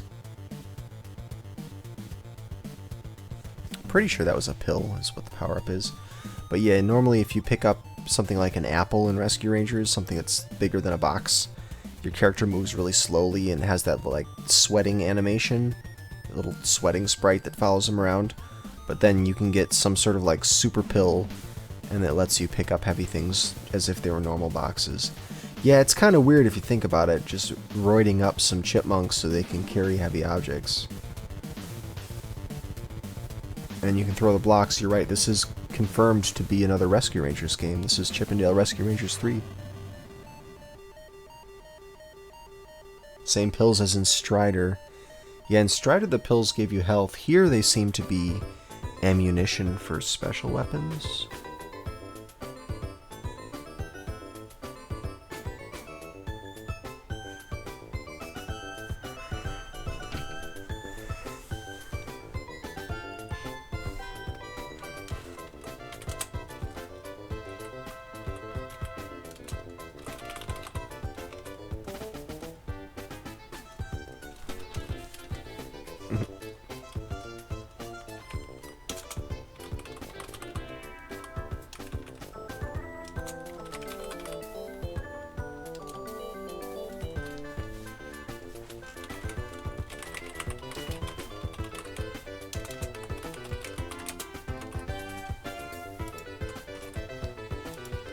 So there's actually a number of Jetsons games. I counted at least 8. This is a Taito game, by the way. Developed by Natsumi. So it's got some big names associated with it here.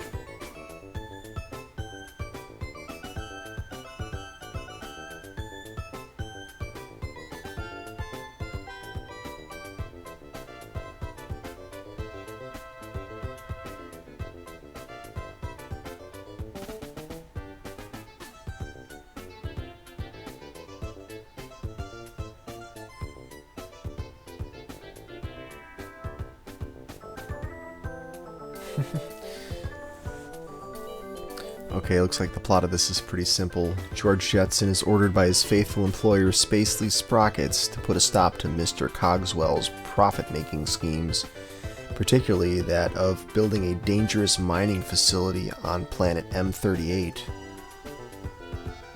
And that's about it. There's your plot.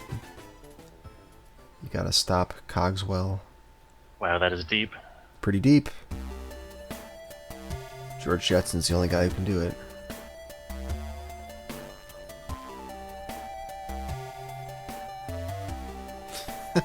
This article here says that the game is oddly reminiscent of the original Kirby video game for the Game Boy.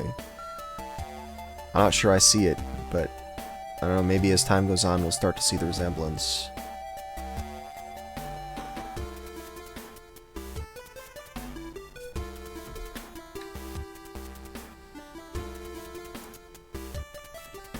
Industrial sabotage. Yeah, that is what's happening. Yep.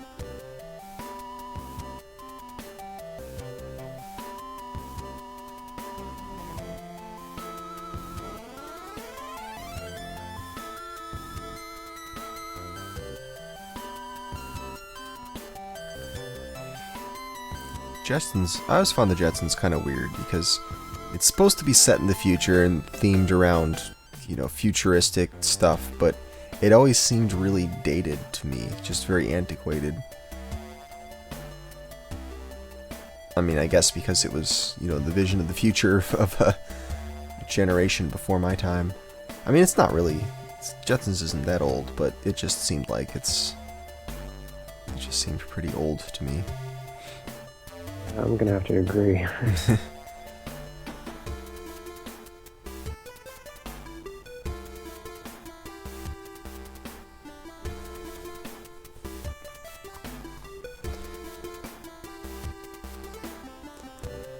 And I always equated this with the Flintstones. It's like Jetsons and Flintstones. I think the shows used to air next to each other in the TV lineup, but it really seemed like it was just Flintstones with jetpacks. Basically the same formula as far as the characters and the comedy went.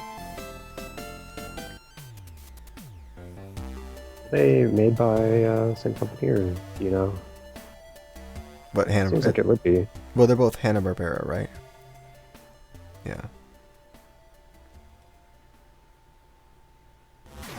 They did in syndication. Yeah, probably. Same universe? That's an interesting theory. So the Jetson people, they abandoned... Yeah, the Flintstones takes place in the wastelands that the Jetsons abandoned for this guy. Huh. That's clever. I like it.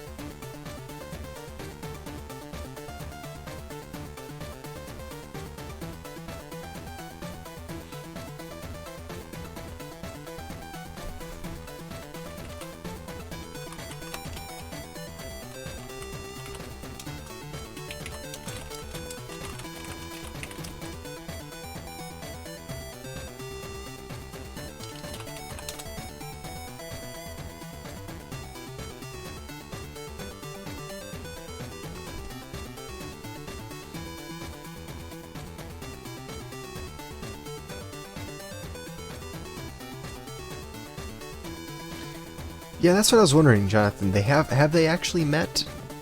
It wouldn't surprise me if they really were in the same universe. You know, in some episode that they decided to do a crossover. So like a time machine happens and they end up from one to the other. Confirmed, same universe.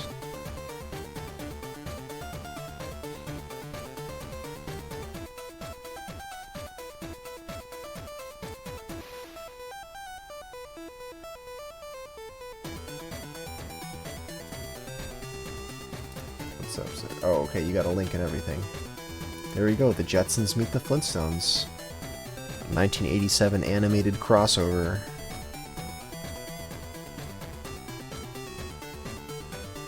The Jetsons meet the Flintstones following a time travel experiment gone wrong. That sounds great. That sounds like it needs a game in and of itself. You know, if we can have RoboCop vs. Terminator, Alien vs. Predator, we can have Jetstones versus the Flintstones game. Did I say Jetstones? It's practically the same thing. Come on. Yeah, Jetstones. The Jetstones and the Flintstones.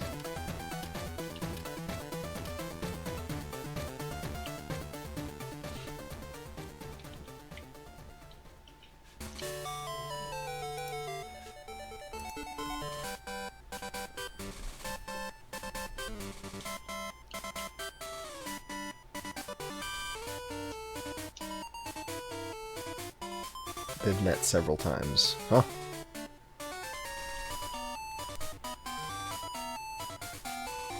There was a game? Holy moly. Alright, I'll scroll down.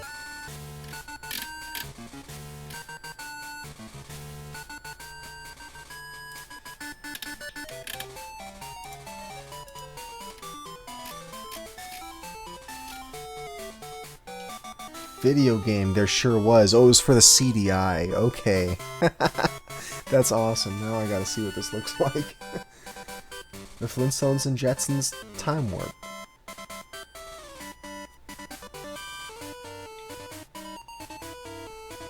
Cool. Yeah, a time machine warps Fred Flintstone into the future and George Jetson into the past.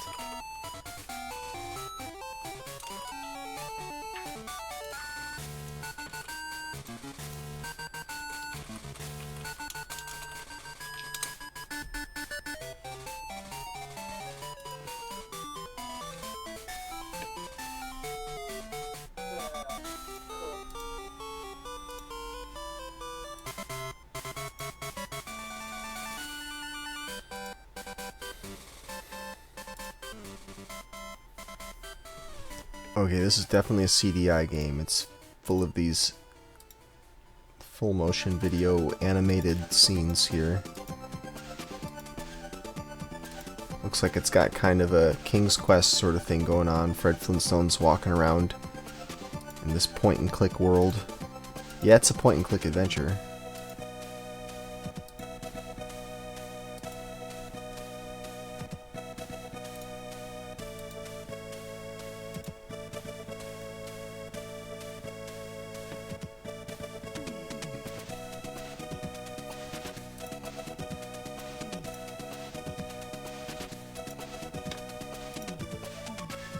I think, okay, yeah, hold on. I'll get it for you. Oops.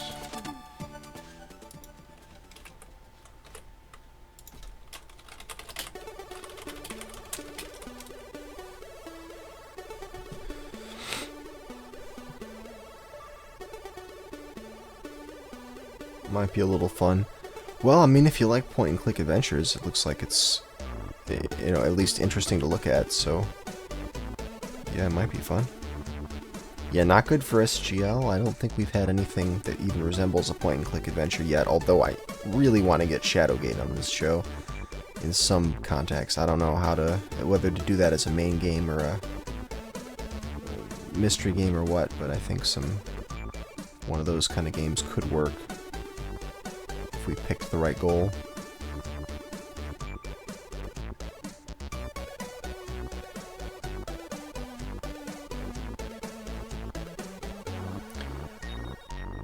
Like the Jetsons, but don't like the feel of this game. Well, there's a bunch of other Jetsons games. But yeah, I don't know. I'm intrigued by a game that's got a jetpack, honestly.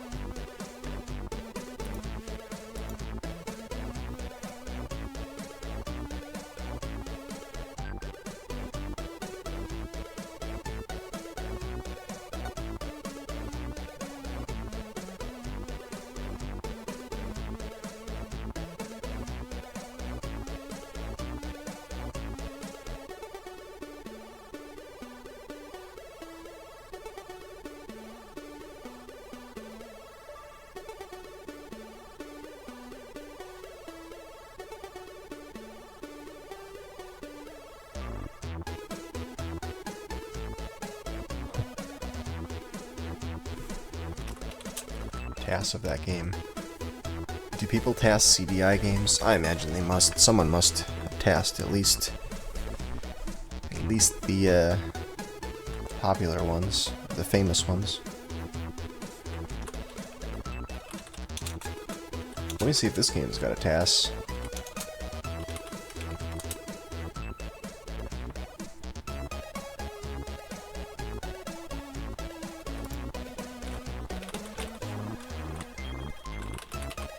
I don't see one on TAS videos. Super Nintendo Jetsons has a TAS though. Yeah, that seems like it's it. Can we emulate CDI? Does BizHawk do it? Let me check if BizHawk does it.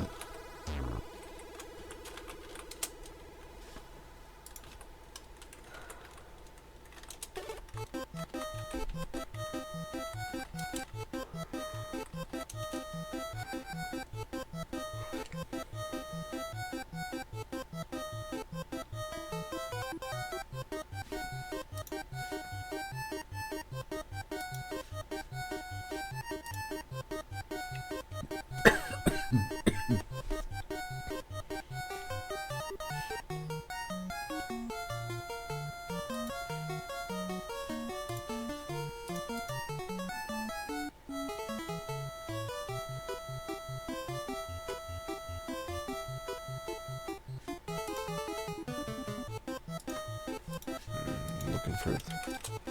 How can you even tell?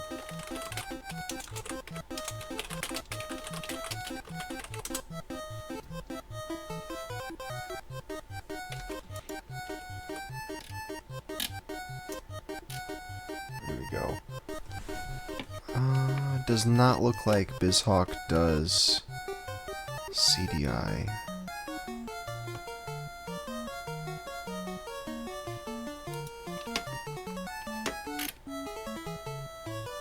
Nope, looks like not.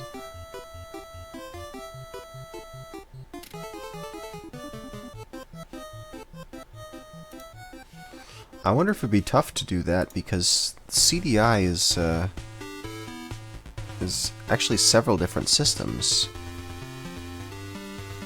Right? If I remember correctly, CDI is not a single system, but it's sort of like a general like protocol for it's like a general set of things that make up, you know, that anyone can make a CDI compatible system. Like I think the Philips CDI was the one that was particularly popular, but it wasn't the only CDI. So I don't know if that would make some complications for emulation. Then again, there's MAME, which seems to work just fine, and that's emulating a whole bunch of completely unrelated hardwares.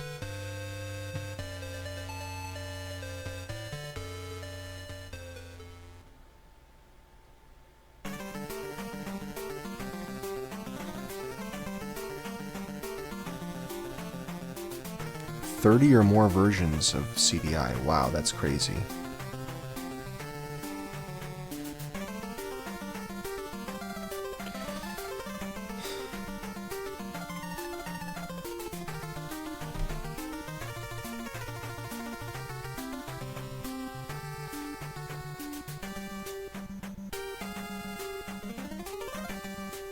Some featured more buttons. Yeah, that's I had heard that there are sometimes some games that have not very many inputs, even though the controller appears that it should be able to support more, and that's because they had to sort of develop for the lowest common denominator.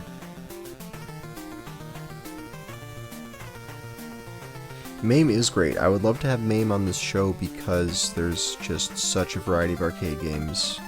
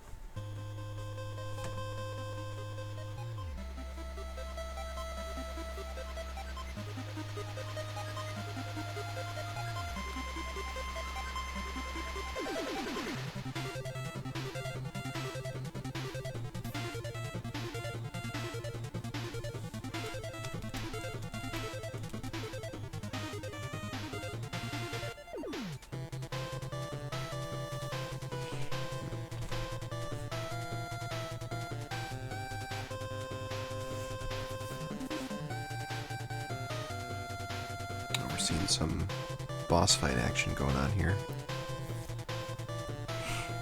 Throw boxes at the boss. I wonder if this is a spot where using the remote control glider might be useful. I don't really know how much damage it does.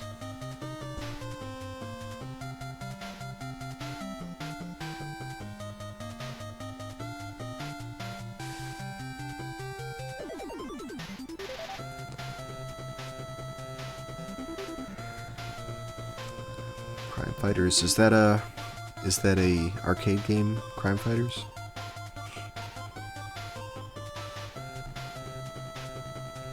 There's a couple of arcade games that I think are really cool and I'd love to have on here. I want to have on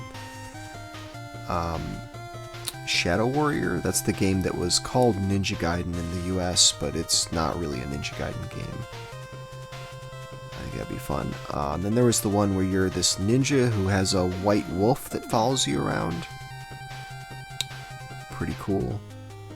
And then there was the arcade version of Magic Sword. Is that the one I'm thinking of? You go through the different levels of the castle and you can free different little helper characters that follow you around.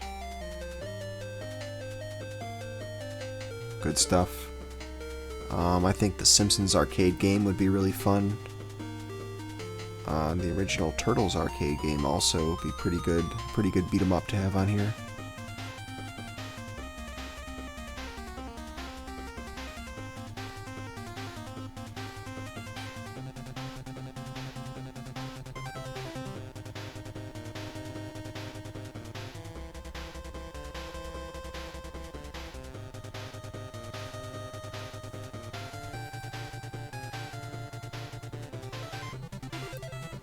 Golden Axe.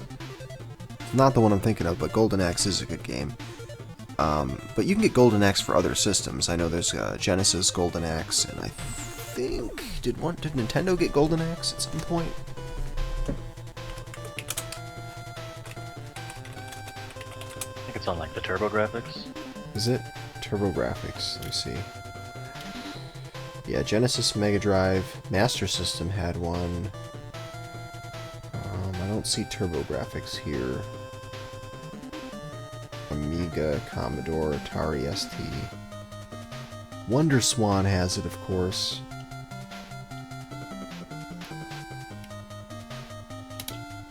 I don't see a Nintendo version of any kind. Oh, it's a Sega game. But yeah. That explains that. Yes, Spazzy, I just read that. It was developed by Sega, so probably not going to find that on Nintendo.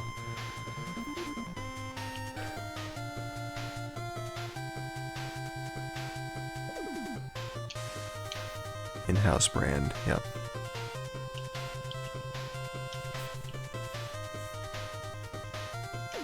Is on GBA?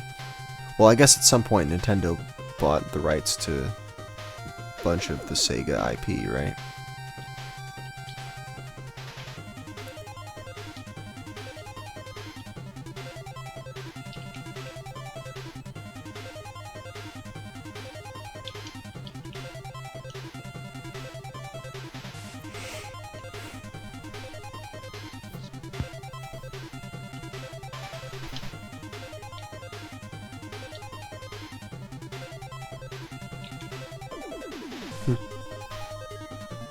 Interesting.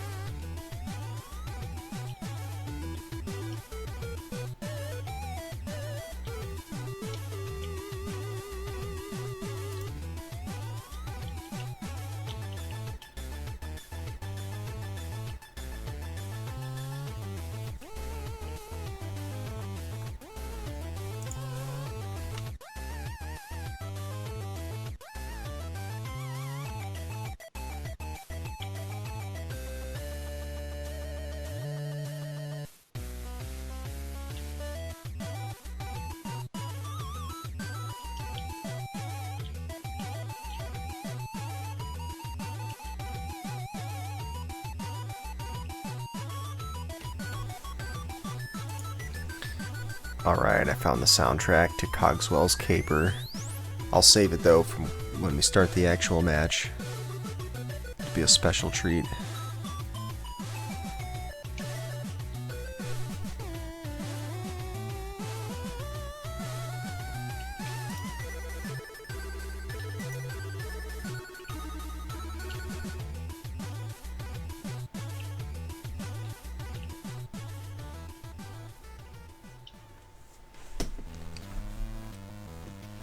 Bots using emotes. I've seen bots use the Kappa emote though. I don't think it's a new thing for bots to use emotes. I don't quite get the point of using really non-standard URLs though in the spam, because if the thing that linkifies them doesn't even linkify them, then no one's ever gonna click on them. It's not like people are gonna copy it and paste it into their browser.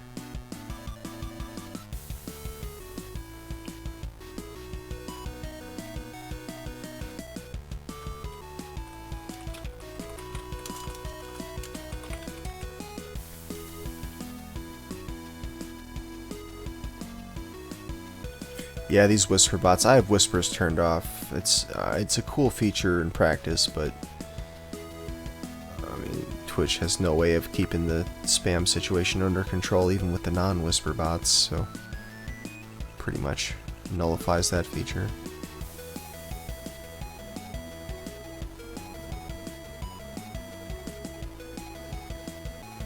Commodore 64 and Amiga, well, BizHawk supports those, and BizHawk does support Lua, so that is still a possibility.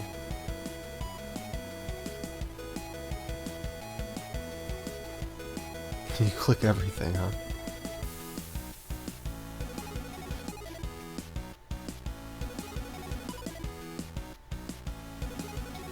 Yeah, I use Chatty as well, and Chatty doesn't support whispers yet.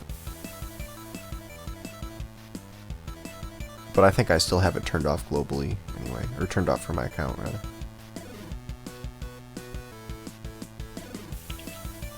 I'm pretty sure that it tells you if someone tries to... Or it tells the person if they try to whisper you and you don't accept whispers, so the person's not just going to think you're a jerk for ignoring them.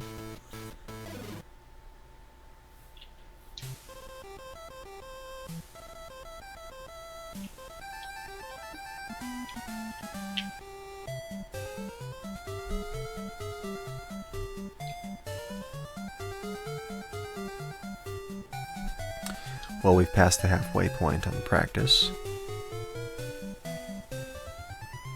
Looks like these players are getting the hang of it. I think I've seen everybody get up to the end of this goal.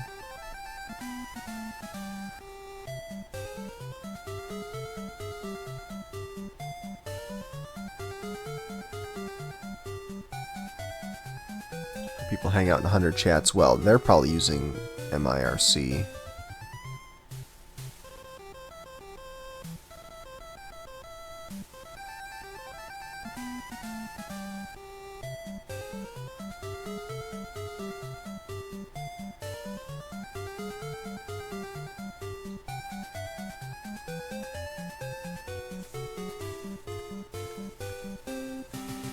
Chatty supports whispers. It has for several months. Although I have not updated Chatty in several months, so my Chatty does not support whispers.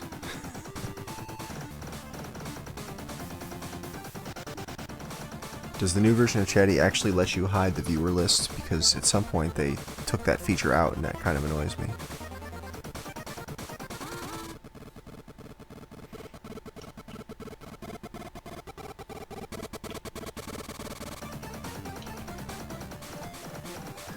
Guess I won't know unless I upgrade.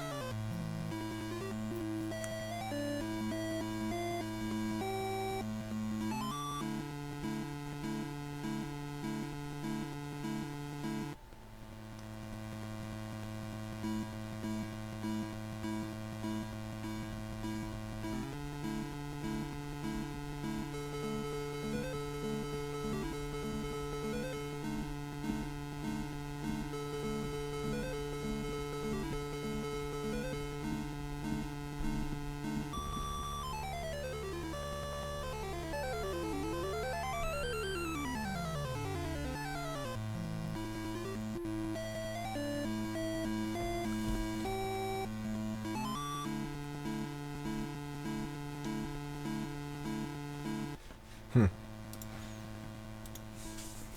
just checked out a speedrun of this goal. Looks like times we're looking for maybe a little bit under 3 minutes. Which appears to be where Jorf is right now in his little save state assisted playthrough.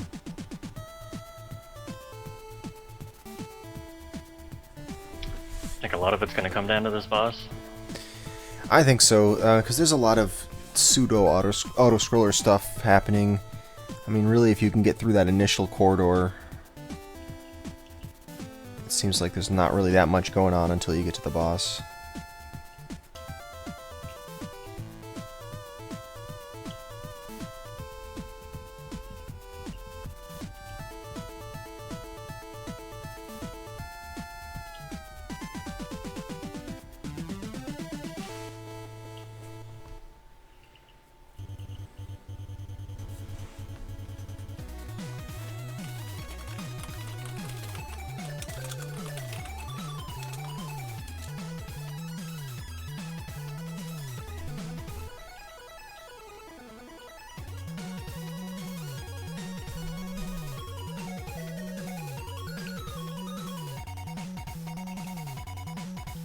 This goal may include actual routing.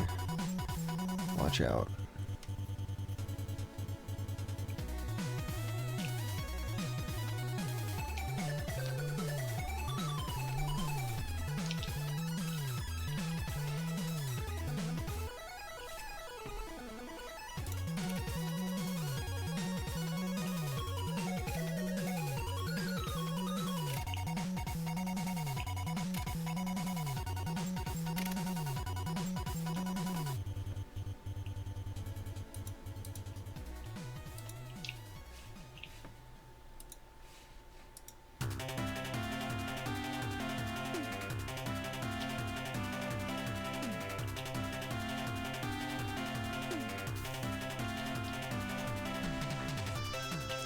I think the pill drops only give you one.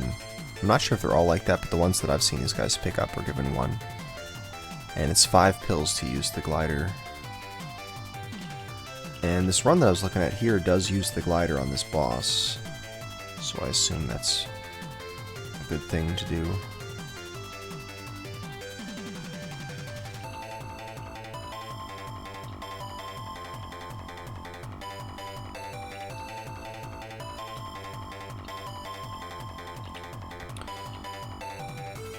I'm not certain if this boss is random or if it's got predictable patterns. It's probably tough to tell for these players when they're going in here with save states, but we'll find out soon enough. The jump animation. Yeah, everything about the animation in this is a little weird.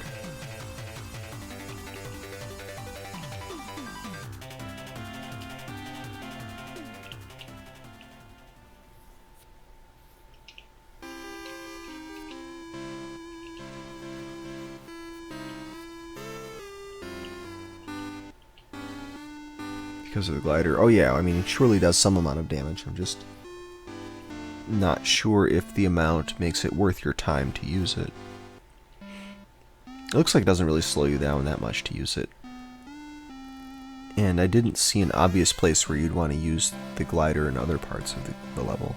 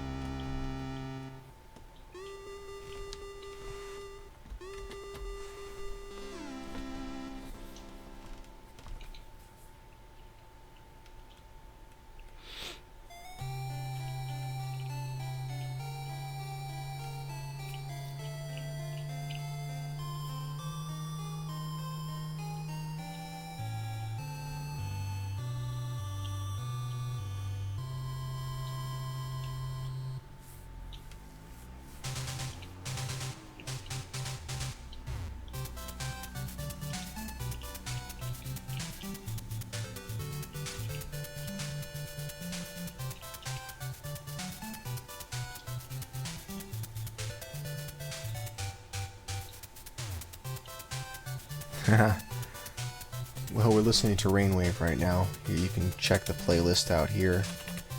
The recently played tunes.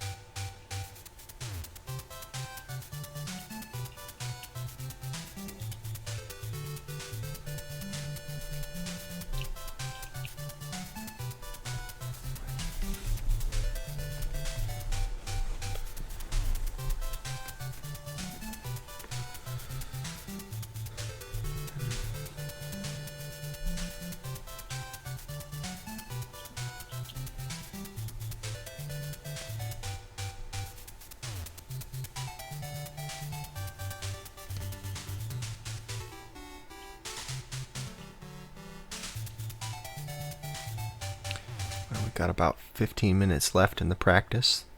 Down to the last quarter of the practice period. I hope the players are starting to get comfortable with the game. It is looking like this boss fight is going to be the real sticking point, so it makes sense that they're spending their time practicing it.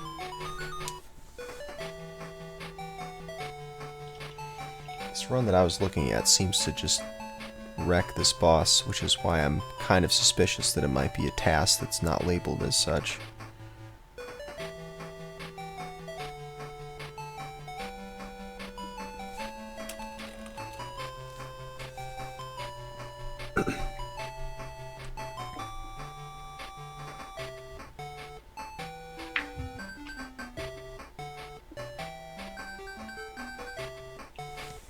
And the next area is Dreamland. Dreamland. Huh. Another Kirby connection.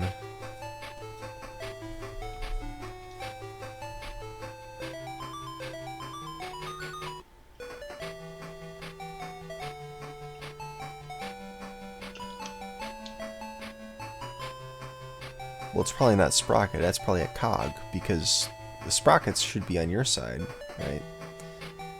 You're an employee of Spacely Sprockets, and it's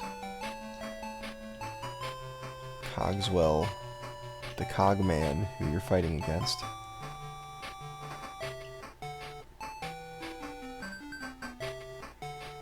Does it have iframes is a good question. Whole bunch of them. Whole bunch of iframes, there you go.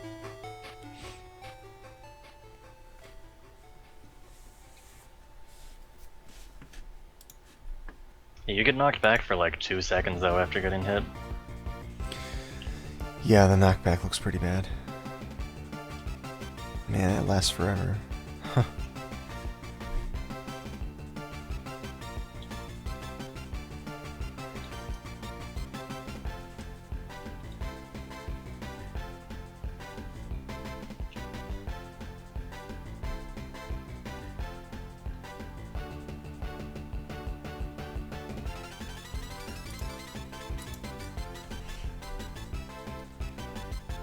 Oh, Cogs is your boss? Really?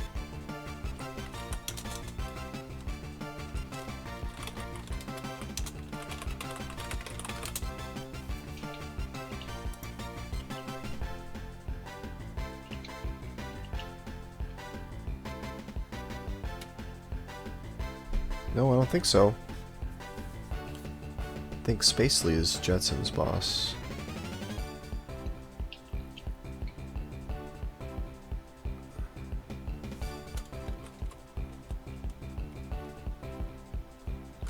Right, I mean, this game is called Cogswell's Caper. It's not like, it's not the caper of a person who's the good guy.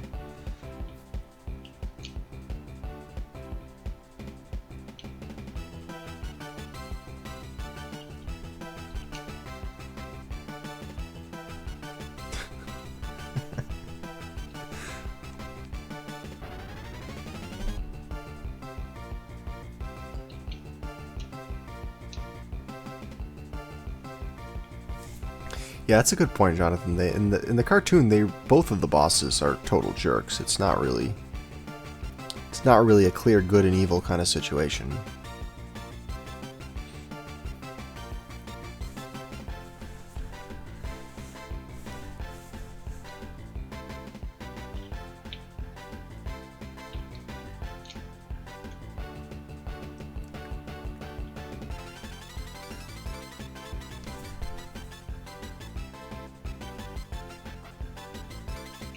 That's right, capitalism in space. Yeah, I didn't know there's a Jetsons game. There's actually several of them. There's over a half dozen Jetsons games that you can see just by typing Jetsons into the Twitch game selector. And we even discovered earlier that there's a Flintstones Jetsons crossover game, which looks just fantastic.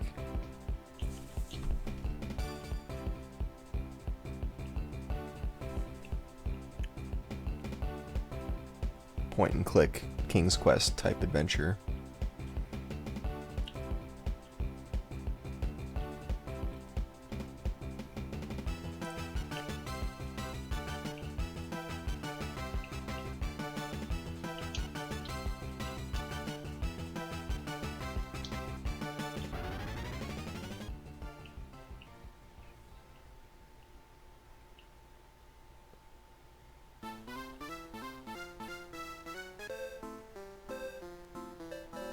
Entertaining. Well, I mean, it probably was. If you're a fan of that style of game, it looked like it was a pretty solid instance of that genre.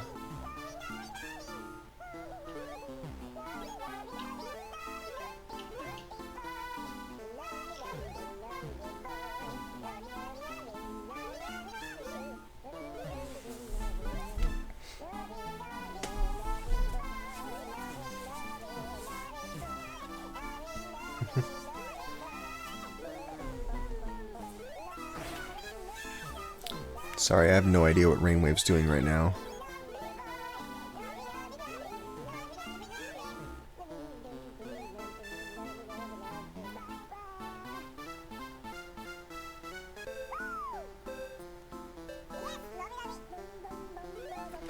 They're using FCEUX, and that is the preferred emulator for this show. For NES games, of course. It's other consoles that we emulate, we use other things.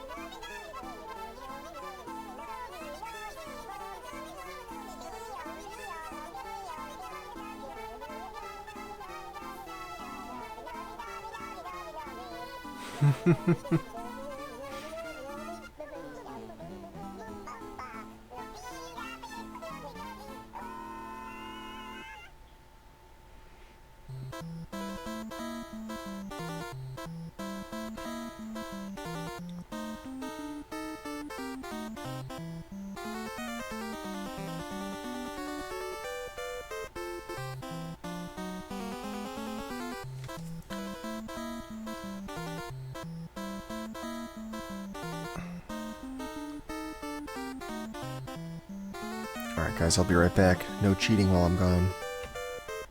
Okay.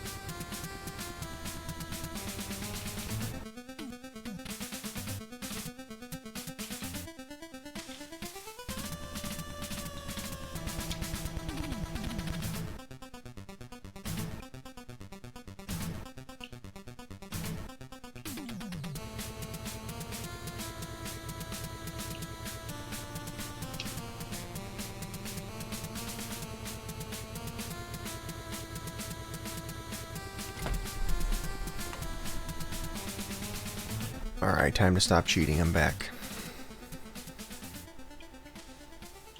Hey, I can spend my practice time however I want. It's true.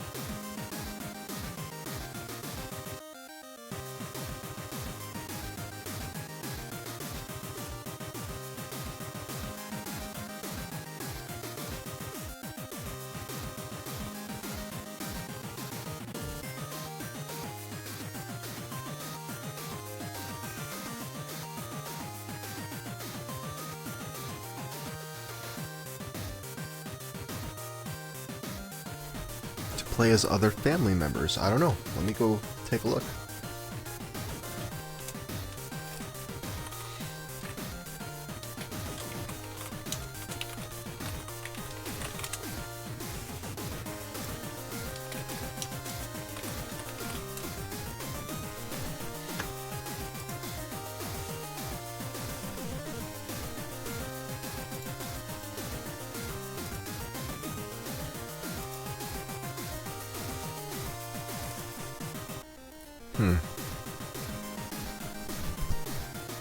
The speed run that I'm looking at seems to always be George, but it may just be that some speed advantage to being George.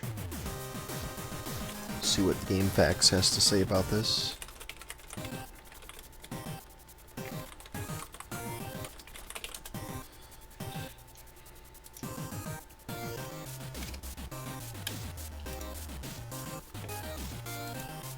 It always amazes me, the obscure games that actually have FAQs.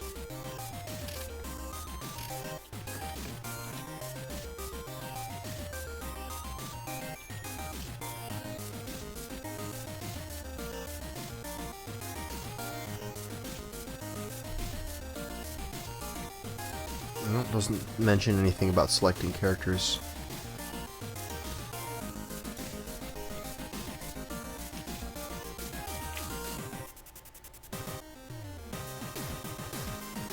Oh, because it says George instead of lives or rest.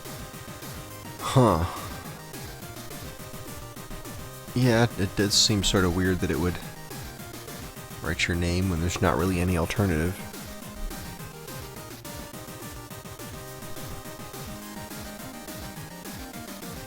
Is there any speed advantage to being Jorf?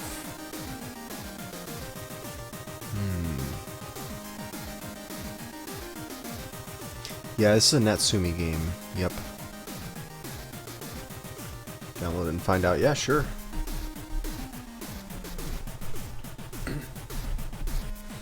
Yeah, please do. I don't really know anything about a lot of the games that are on the show other than the small portion of it that we're doing for the goal. Pretty narrow knowledge that I have of a lot of these games, if I haven't played them before. Before using them on SGL, that is.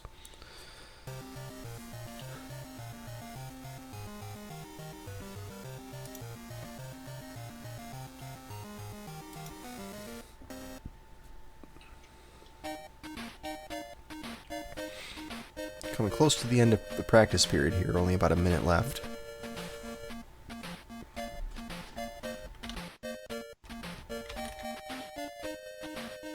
I don't know how much more of this music I can take.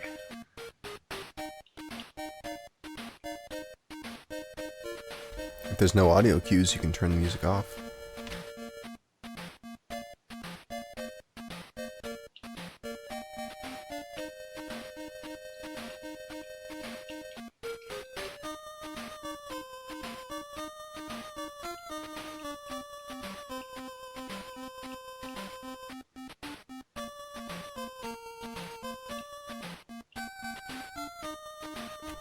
Well, I've got the soundtrack for this queued up, so pretty soon everyone's going to be able to enjoy the music.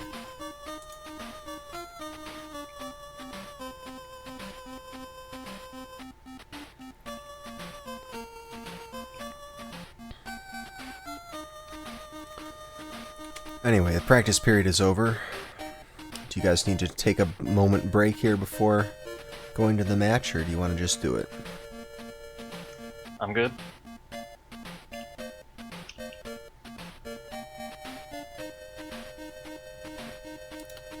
And Jeff says he's fine to play as well. Alright. After this match is over, I'll give you guys a couple of minutes of downtime just to take care of whatever and let your hands rest. I know it's kind of grueling going through just one after the other with no downtime. Alright, well then I'm going to get my broadcast here switched over so we can start this match.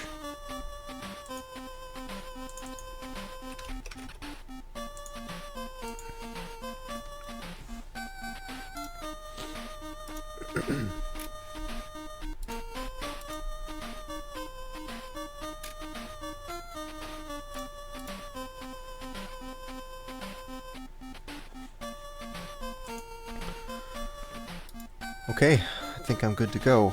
You guys ready? Make sure to remove practice above the timer if you haven't already. Say what? Say that again? Make sure to remove practice above the timer if you haven't already. Oh yes, right, I did. I did this time. Okay, Jeff's ready. How about you, Jorf? Yep. Okay guys, I'm gonna give you the countdown. In 3, 2, 1, go.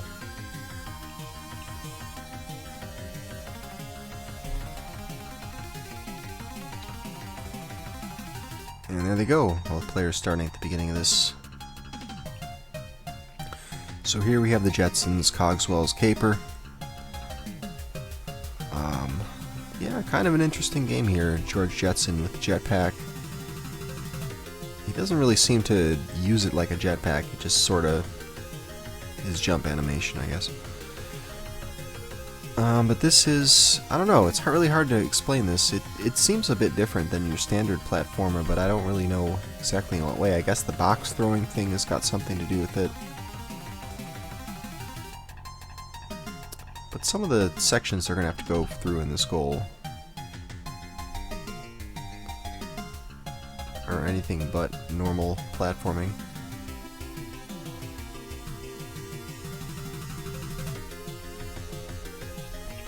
The section here that you see both Jeff and Jorf approaching, once you hit that first switch, there's really no way to speed it up. The trick is just to be able to hit the second switch without this robot getting in your way.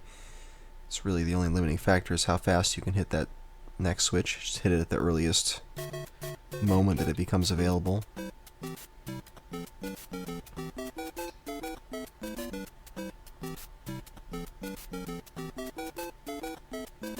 Got Jeff going through this gear chase section. Meanwhile, let's get the music queued up so you can hear what these players have been hearing for the last hour.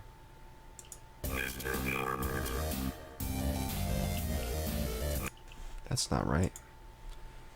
There we go.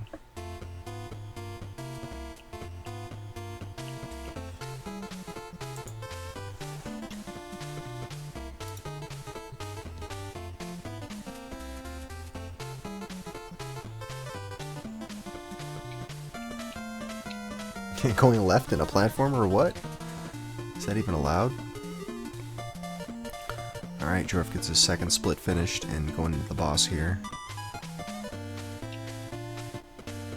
This little glider that you see him using, it's a special weapon. He uses 2 pills worth of ammo every time you use it. We're not exactly sure how much... What's that? Sorry, did I say 2 when I meant 5? Yeah. I'm sorry. 5 pills of ammo.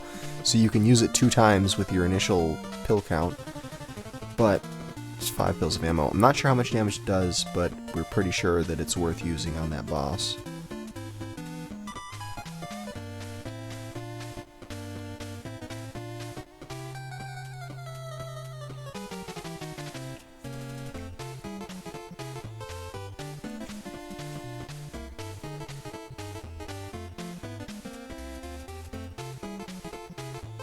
forget what the stars do. Those aren't 1-ups or anything, right? They just for points?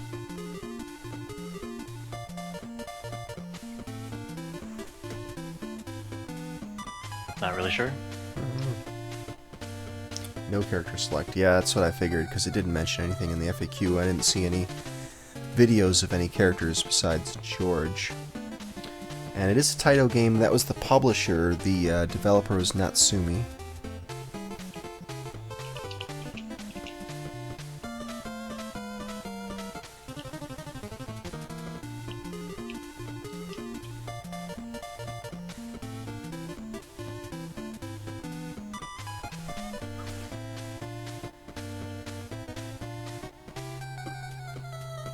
$1993 is what the title screen copyright says.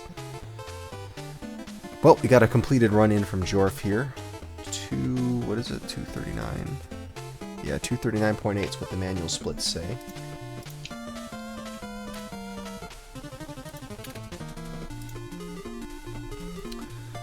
Our timing referee, Arcano, is working behind the scenes here to get the exact timing of these runs. Each time one of these players submits a run, Arcano will play it back, frame advance to the very end to get the exact timing for the run that was submitted. When he completes timing each of these runs, it's going to appear in this box at the top of the screen. After 30 minutes is over, whichever of these players has the better PB wins this match.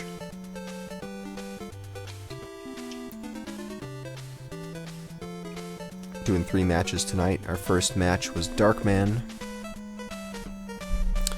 and Jorf managed to take that one. We're doing best 2 out of 3 here, so Jeff really has got to win this. It's already 1 point in Jorf's favor.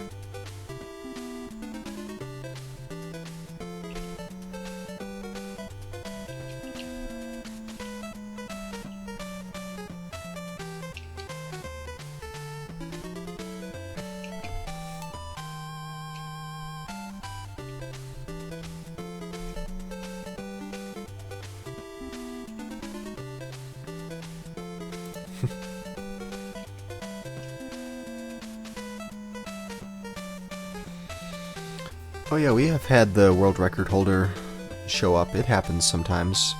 Most of the people who speedrun NES games to the point where they have world records in them are pretty familiar with what goes on in the community, and they stay on top of things. They watch what people are running.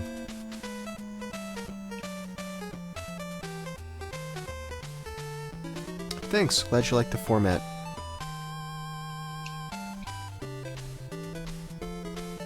Sometimes I worry it's not too accessible for people who are not familiar with what we're doing, but I don't know, I feel like we're doing a good job of just coming up with ways of testing speedrunners' skills that are independent of how long the person has played the game for. That's sort of the idea. It's just to construct a test of how good a speedrunner a person is in terms of planning and executing. Try to get both sides of the coin taken care of. Please, could you show us Skype, please? Sure.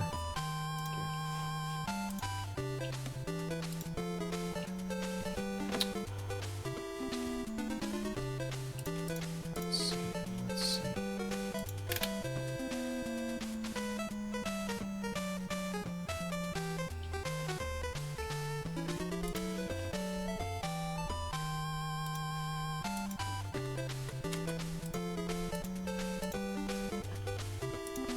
Just a second, Ark. Let me go check a video and see if I can see for myself. I don't remember what the fade out looks like.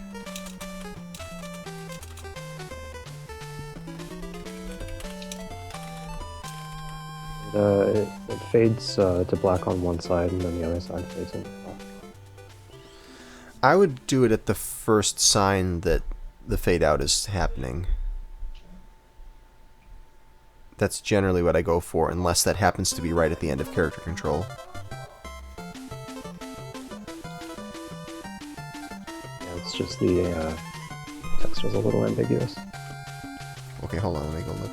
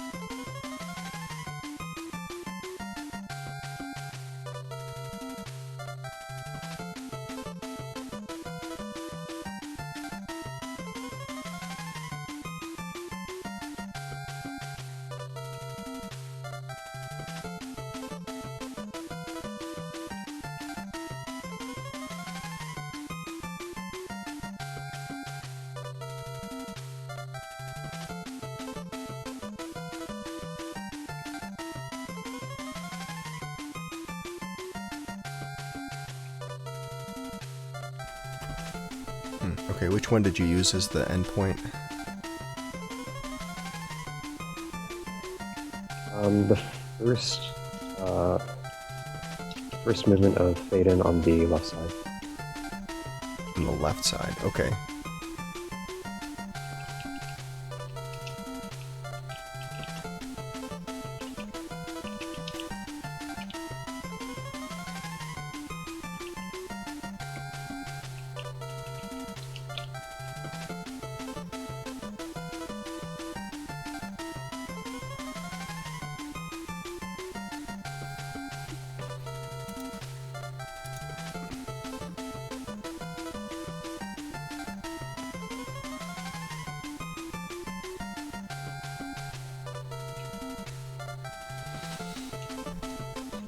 Oh, you missed out on...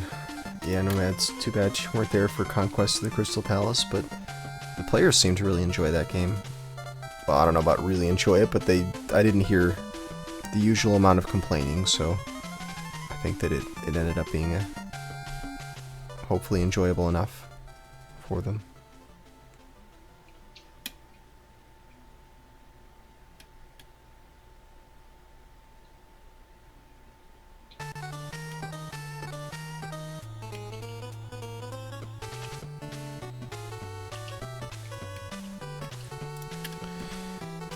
Yeah, it is good for people who are starting out in speedrunning to sort of see how people go about it. I actually think this is a good thing for people to do if they haven't done speedrunning before and they want to sort of get into it and do something where they're put on equal footing with other people who are also learning a game.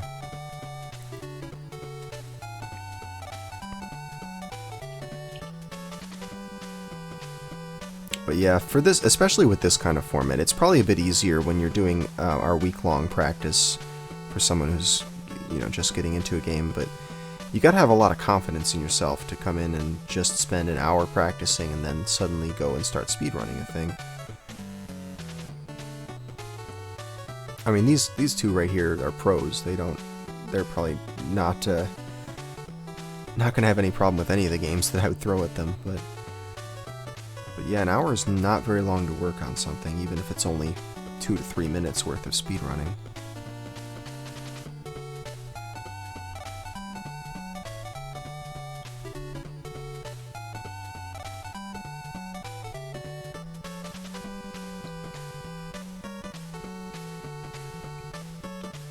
Blecky requests that Jorf does a full game playthrough of this.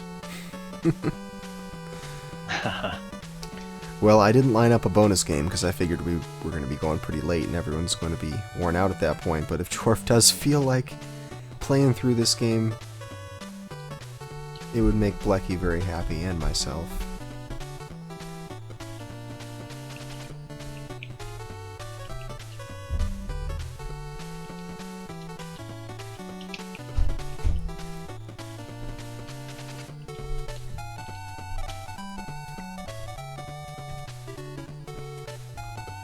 There we go, that was a good one. Oh wow, Jorf gets one in at 2:29.3, so about 7 seconds off of his PB. I think he even had a bit of a late split there, so maybe it was more like 8 seconds, depending on where he split in his previous run.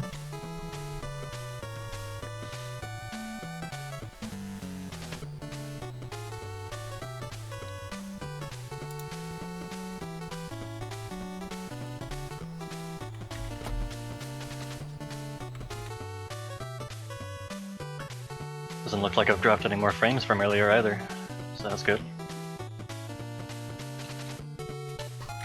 Yeah, I haven't seen your stream go down at all since we were doing the Darkman practice, so hopefully I didn't jinx it by saying that, but...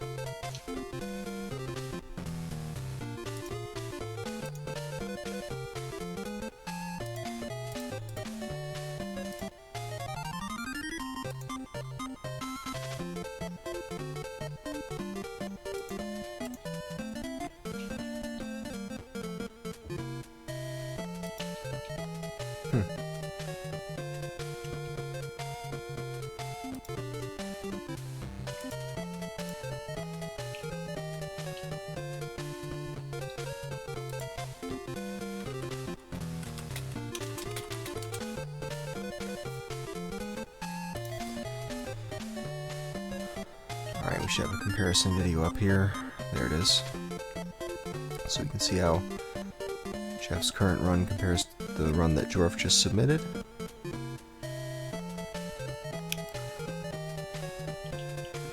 Sorry I don't have more commentary for you guys. Normally we've got Mythical here to help with some of that while I'm dealing with broadcast related things. Unfortunately, Mythical's been a bit out of commission lately. He was able to borrow a computer for purposes of helping with Best of Nest, but he had to give that back. Recently when he moved, his computer broke. Must have been something about the moving process, shook something loose. So he's computerless, which would drive me absolutely insane. I could not handle that, but he seems to be doing alright. Yeah, I'd be the same as you, Fusil. I wouldn't know what to do. Right. Even if I just have my computer with no internet, I still can't even... I'm just beside myself. I can't handle it.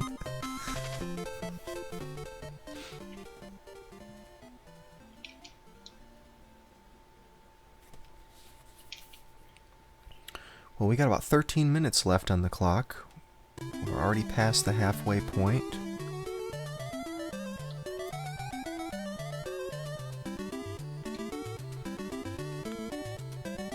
But still plenty of time to go. 13 minutes is a long time, and when you're only doing runs that are 2.5 minutes long each.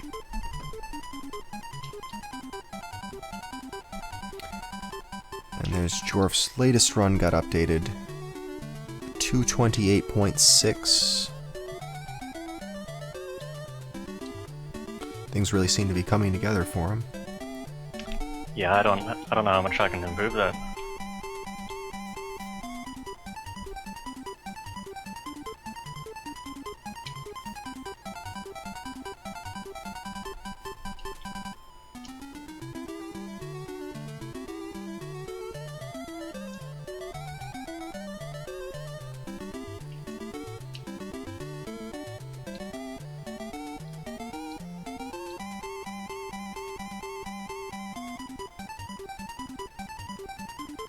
This soundtrack is pretty weird.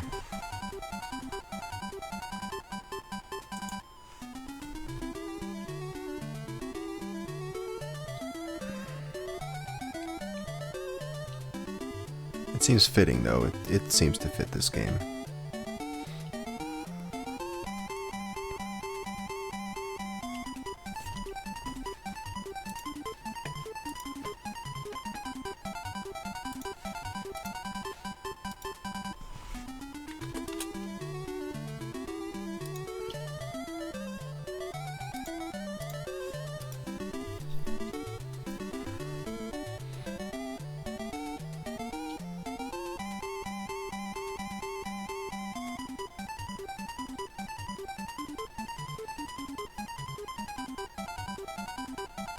So it's looking like Jeff is actually ahead of Jorf's PB.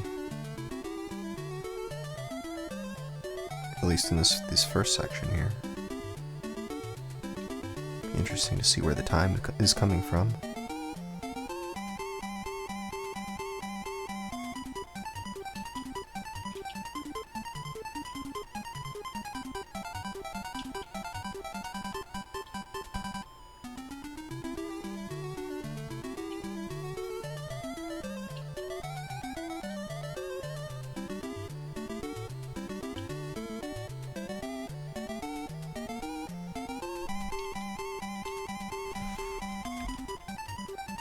Yeah, Jeff's got a huge lead on Jorf. If he can actually get a run in, he's going to be quite ahead.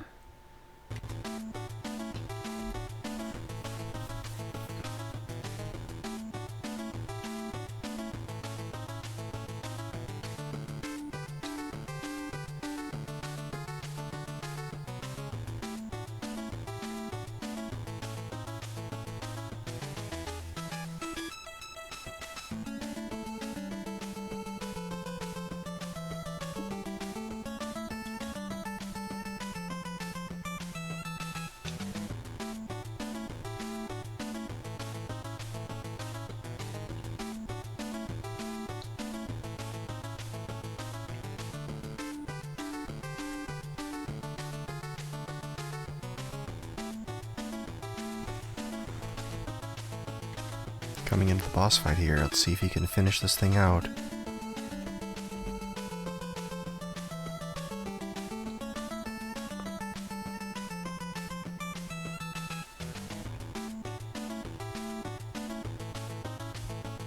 Ooh.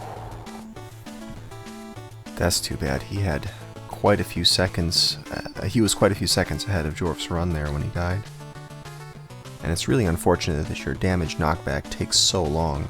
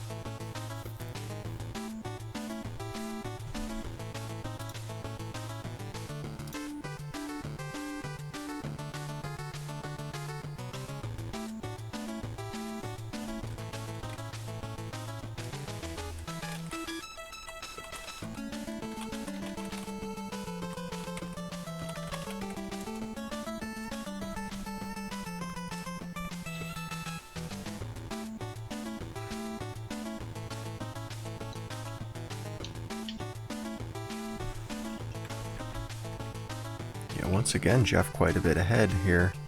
Going into this gears section, he's certainly consistently saving time over Jorf's run in the early part of this goal. He's just got to get one. He's just got to get a boss fight where everything comes together.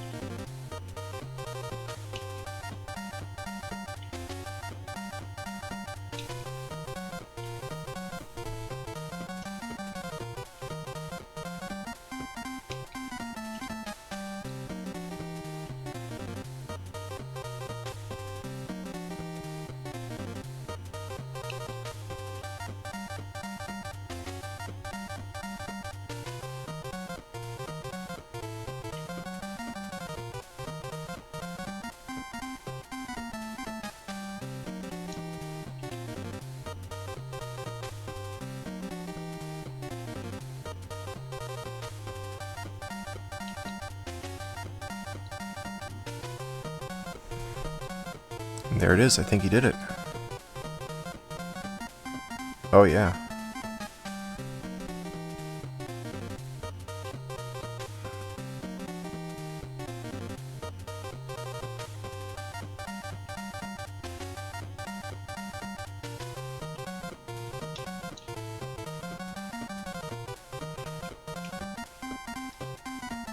Unless that video was outdated. But it sure looked like he was ahead of that video, but he's got a 234 in the... on the splits. Oh, we'll have to check.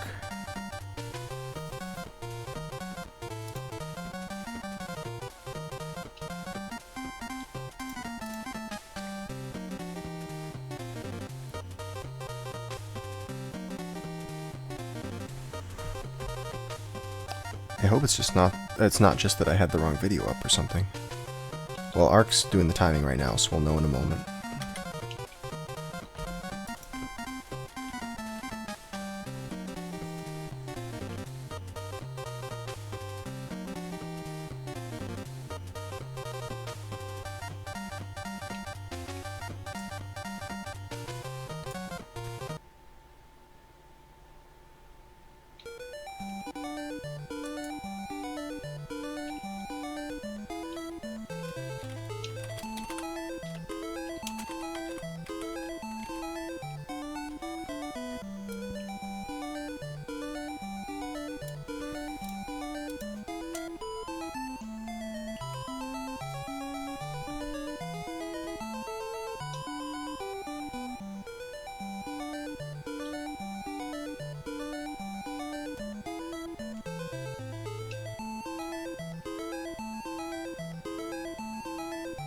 Oh, okay. Yeah, looks like it wasn't faster than Jorf's run.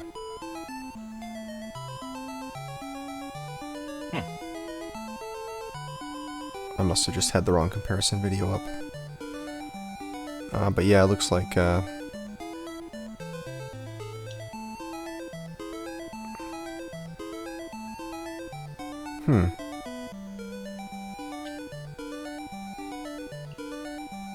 Art, can you retime Jorf's run just to be sure?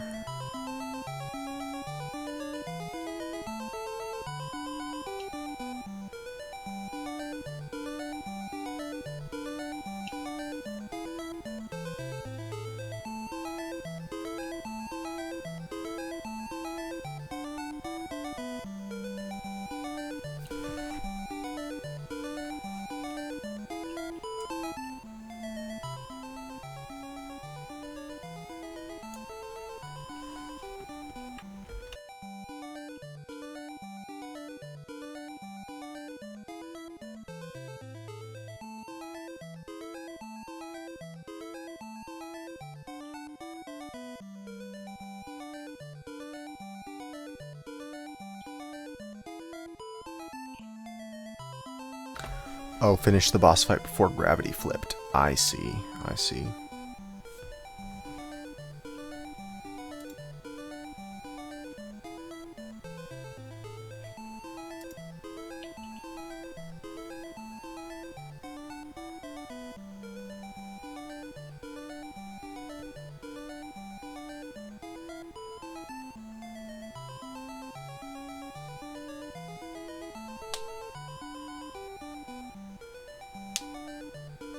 Jorf's time is correct. There are a couple things that I noticed Jorf is doing that Jeff isn't. The first is on the elevator that's going up. Jorf hits the switch, the second switch, as he's still moving up, so when the platform starts moving sooner. There's a couple seconds. And Jorf also gets I think it's 15 pills, at least. To use the whatchamacallit on the boss. Oh, he uses it 3 times? Yeah, he somehow is managing to do it before the gravity flips. Yeah, what he does is he takes a damage boost from the boss and uses the little hang glider things to damage the boss while he's in hit stun. And then he comes out of hit stun with invulnerability frames, which he then uses to get out of the boss and start hitting the boss a couple of those boxes. Then after he uses the third hang glider, the boss is pretty much dead. I think it takes like 1 or 2 more hits after that. I have to recheck.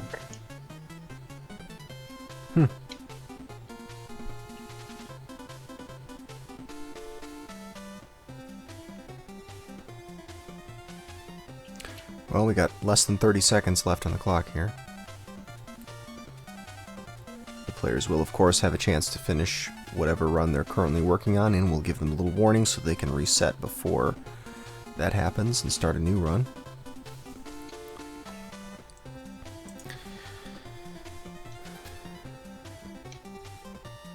And in fact, that's what's happening right now. Now it is your last chance to reset. This is last call time. And there won't be any more resets past right now.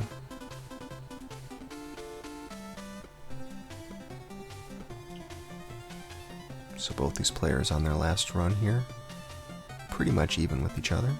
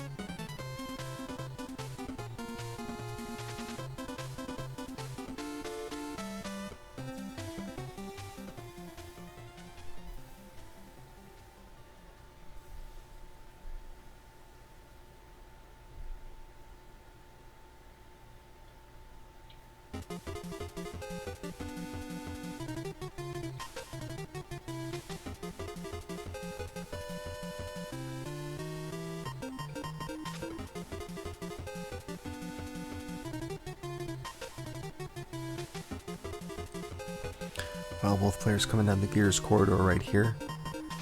A little bit of a rest before the boss, which is the real meat of this goal, it seems.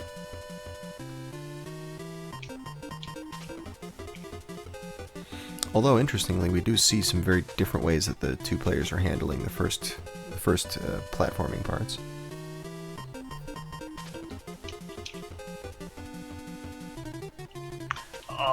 Okay.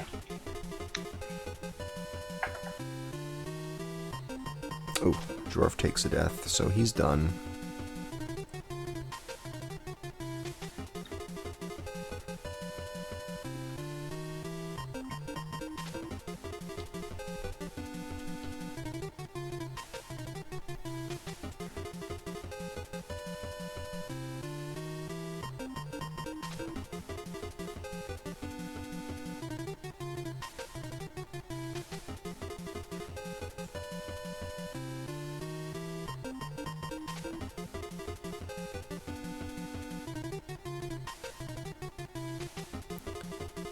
Oh, the double death.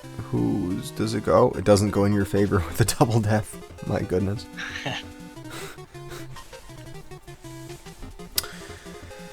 Well, looks like we have the conclusion of match 2 right here. Jorf takes this one with a 228.6 versus Jeff's 234. It looked like Jeff had a stronger early game than Jorf did, but the final boss fight, or the final boss of this level, the fight really came down to using better strats. It seemed like that Jorf's use of 3 gliders and taking the damage boost so that he could get all 3 of those gliders in pretty quickly there during the damage boost, during the damage animation rather. All that led to him killing the boss before gravity reversed, and that's a big time loss if you have to wait for that message to pop up and your character to flip to the other side. So I think that's pretty much flip what back did it. after the gravity switches back to normal. Oh, that's right. You got to flip back before exiting the level. Yep. So yep, that's more time lost there. Yep, but Yeah, good game, Jeff. yeah, nice going. I mean, you both did really well with this game. It looked so awkward when I first saw you guys start to play this, but the runs that I was Yeah, it seeing... felt really awkward at first, too. Yeah, but you guys had some really clean runs after a while. It didn't really take too long before I was seeing you guys get up to the boss fight most of the time.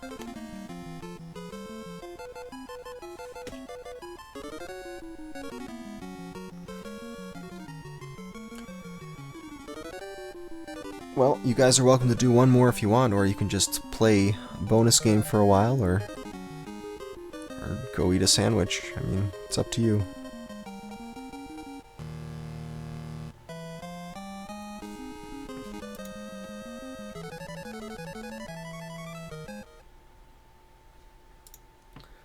Alright, Jeff's opting for the sandwich option. And we'll see if Jorf is gonna take up the Blecky challenge and see if he can see if he can play through this game from the start. I'll do it, Blecky, just for you. Alright, look at that, he's gonna do it.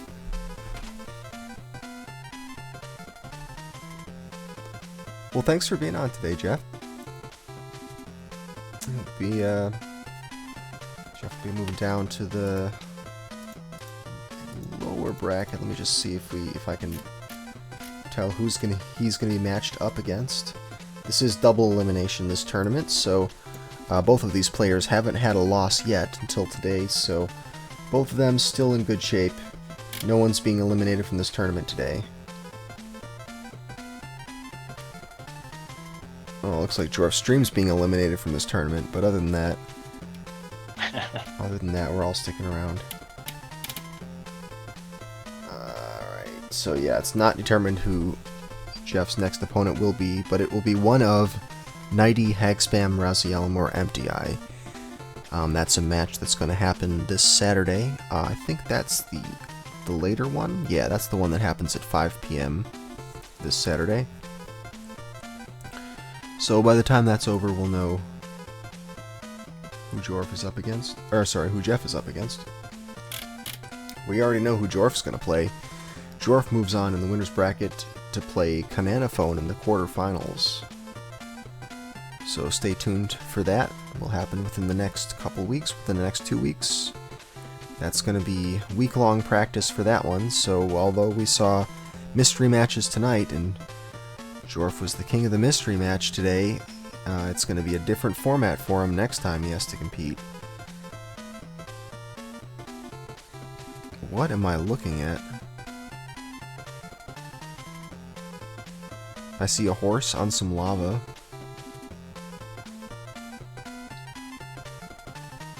Looks like some sort of life bars or something bars at the bottom. This is better than anything I could have picked as a bonus game.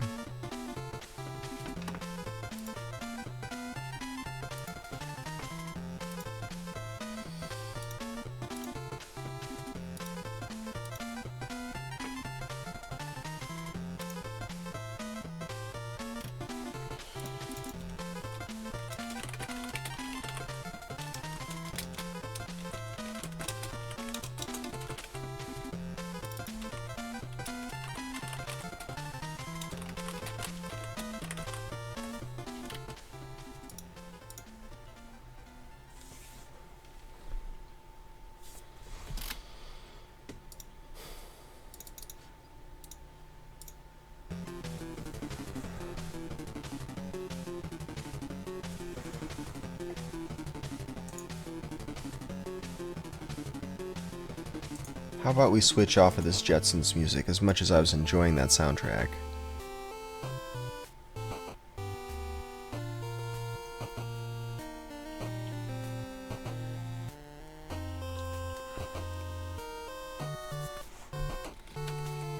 Alright, let's get the brackets updated.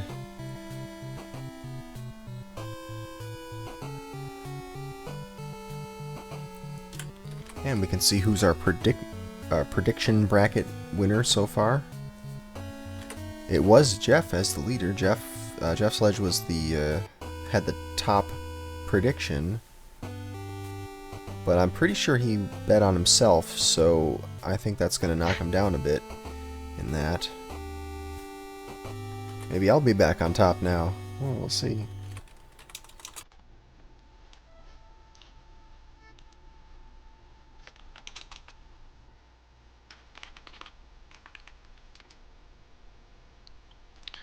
But if you want to catch more SGL matches, you'll have to tune in Saturday at noon.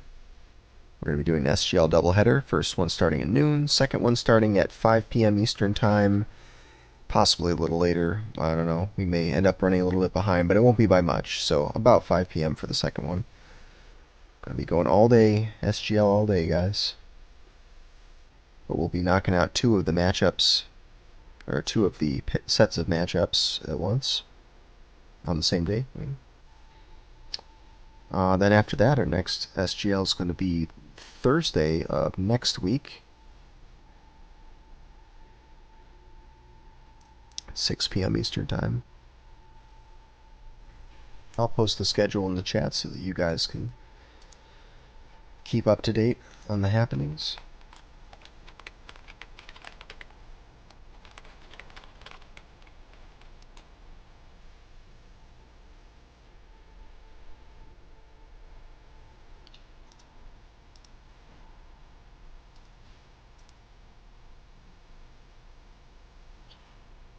Super Monkey Daiboken, one of the least enjoyable NES games.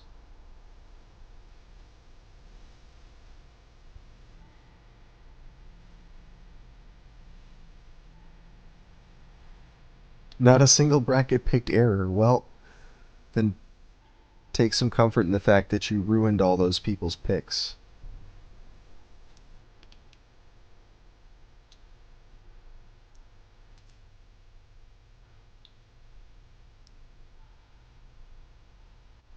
Wait, didn't I have you in my bracket for... Are you just talking about as the final winner, or of your match against Zenik?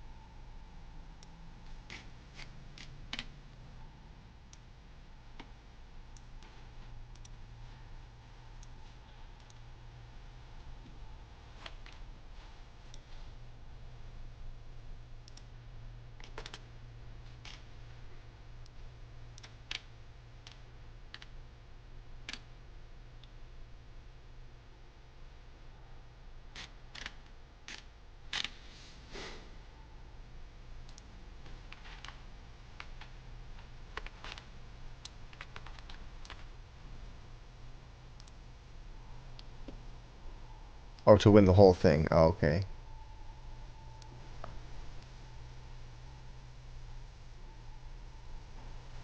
So I was pretty sure I had you pick for some of it. Alright, Jeff's peacing out. Thanks a lot. You know. Later, Jeff.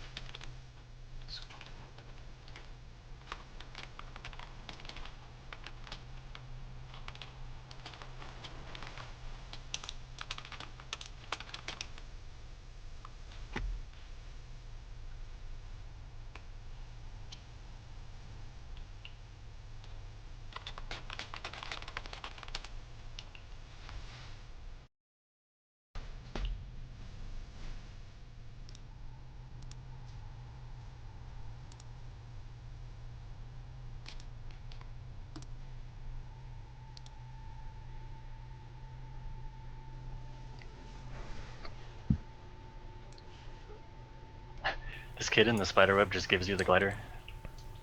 Alright.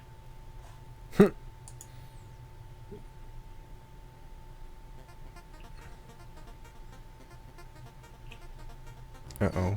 Stream, please. It's back. No problem.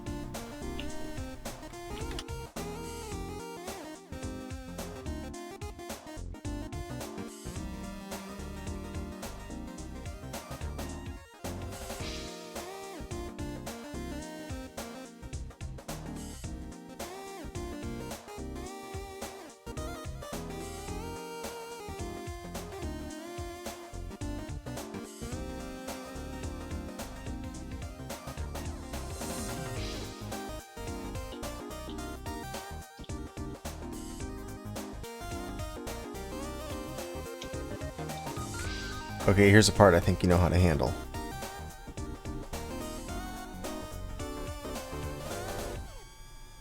Yeah, maybe.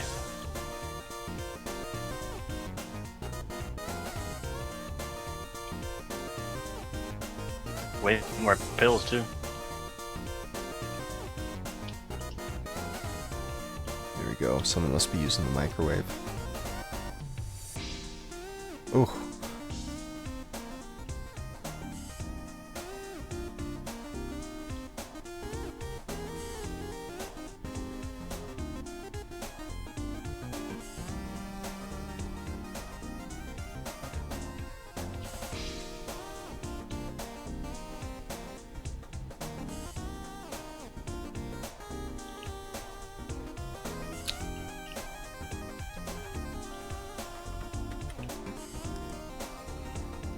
Sorry guys, just a connection problem on the streamer's side.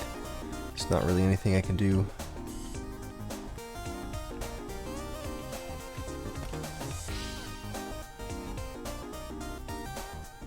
If it's not too annoying, you could switch over to the Twitch stream, to a Twitch stream.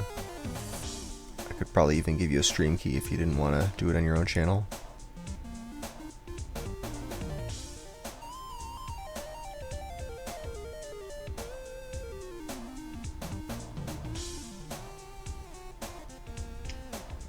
Yeah, I could do that. Alright. Do you want to do it on your channel, or do you want me to get a stream key for something?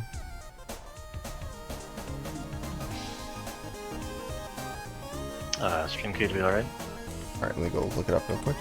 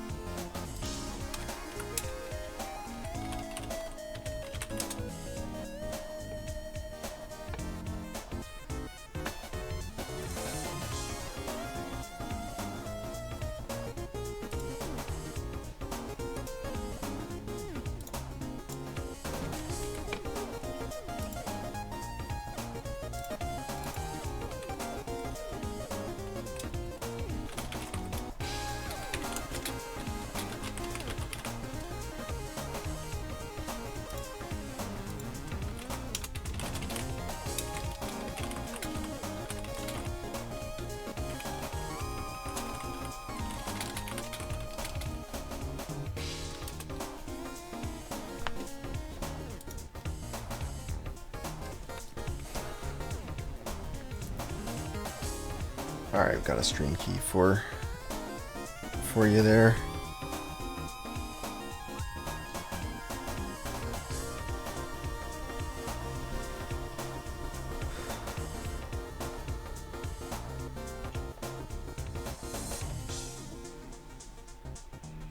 Fortunately, we've all seen this part of the game.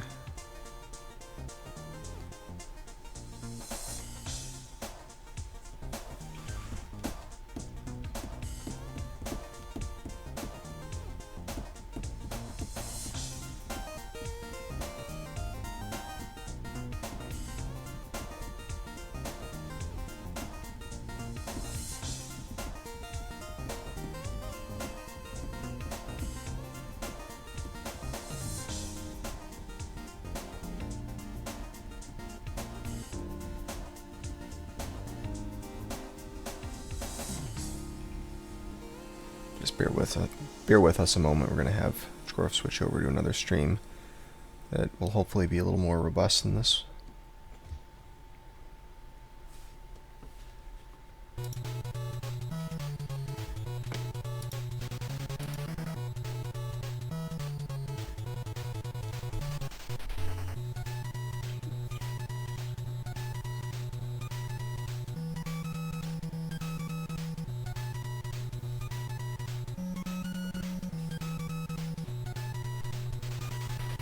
Let me know when it's up on the other stream so I can switch it over to it.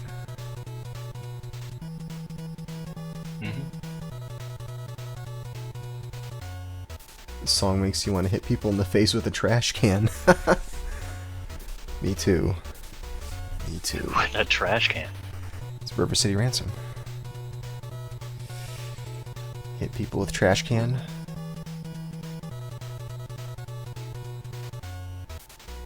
A little bit of barfing going should be on. up. You're up? Okay, let me switch it over.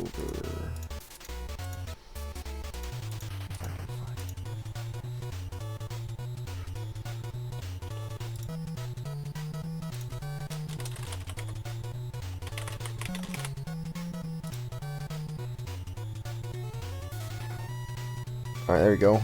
All set. So we're going to get a little more of a delay, but it is probably going to be more, less sensitive to some frame drops.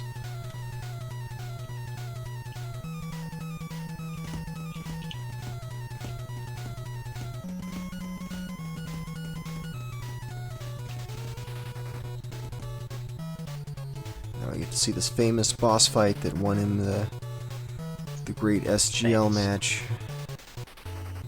November 5th. Alright, we can see what Dreamland's all about? Yeah, we can find out what this Dreamland thing is. One box away from finishing the boss fight. Yeah, that gravity reversal really takes some time. That definitely is accounting for the difference between the two players today. Dreamland looks a lot like the level you were just in. I guess these guys are sleepwalking zombies or something. They've been hypnotized.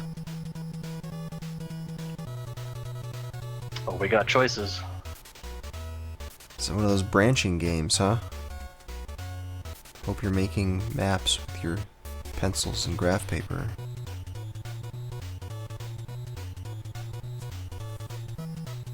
We're just now catching up. There we go. We got a couple of teleporters switch doors you can go through. I don't know what's going on. It's just warping all over the place.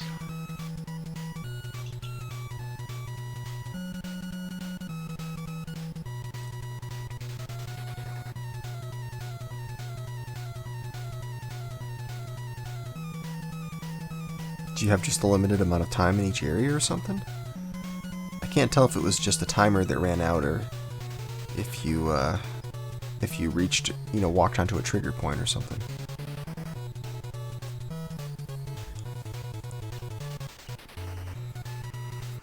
And we're going in circles.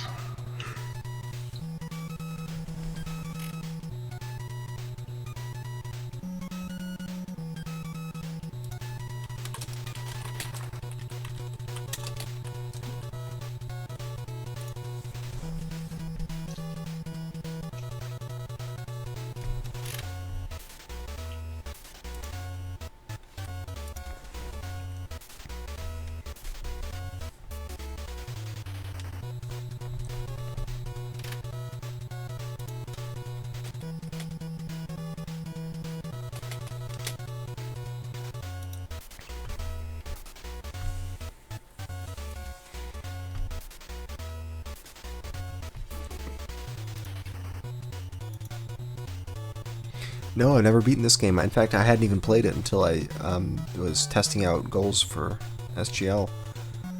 And I only really played the stages that you guys saw in the match earlier today.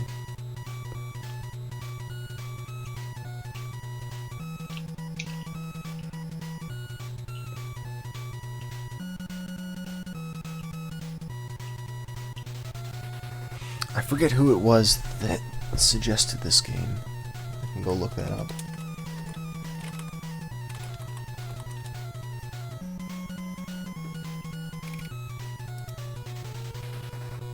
Oh, Zyre. This was a Zyre game.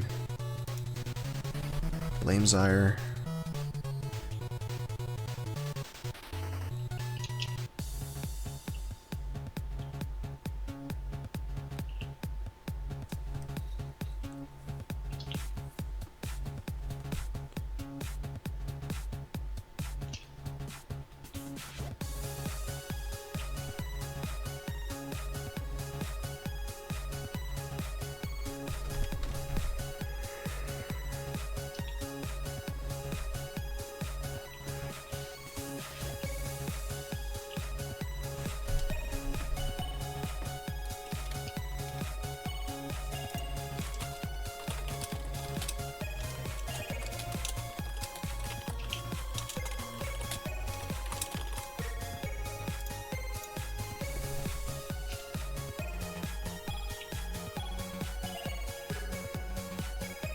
Got him.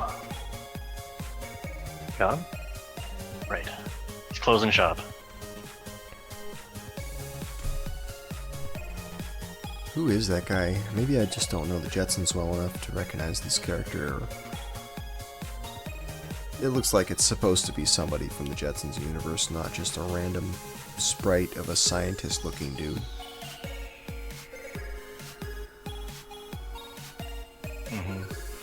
Got a shield.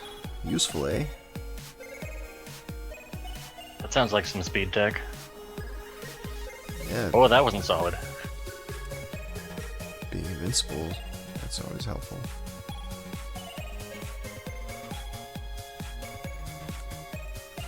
Oh, that's right, they play Spaceball.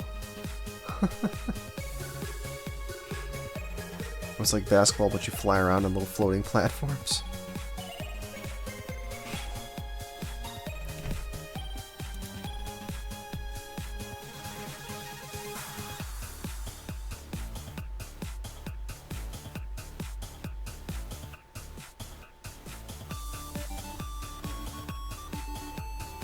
Hey Dad, thanks for coming to cheer us on.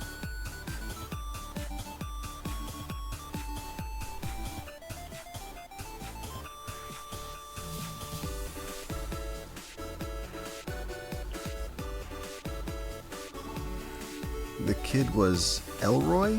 Was that his name? Yeah, it's basically like space Quidditch.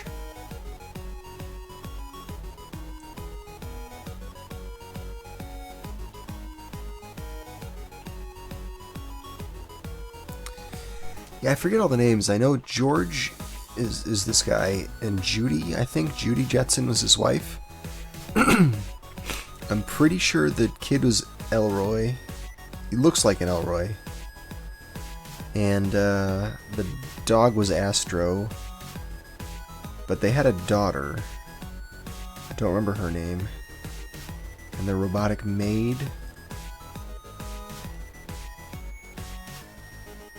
Jane, his wife. Jane, his wife, boy yeah, that's Elroy. right. That's right. Rudy was the daughter. Daughter Judy. Yep, exactly. And Rosie was the robot. Judy was the daughter. Jane was the wife. Okay, got it.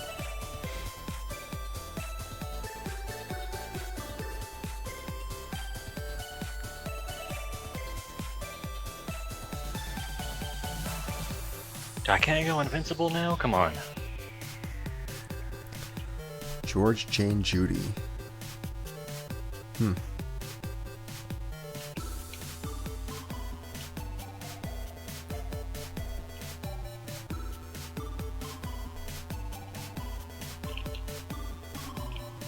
Yep, had the wife and the daughter wrong. Well,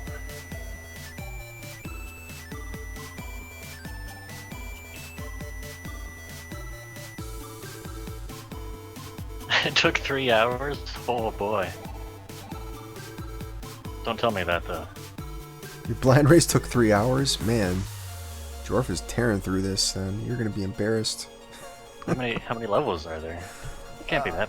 Yeah, it can't be that long. Let me look it up. The speedrun video I saw was pretty short.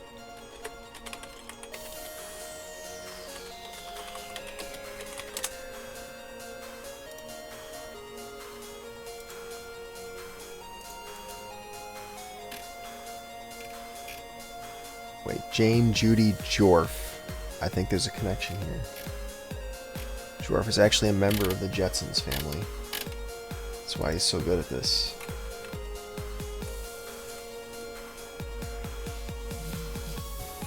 Gear Factory, Dreamland, Spaceball Stadium, Blast Furnace. You must be in Blast Furnace right now, right?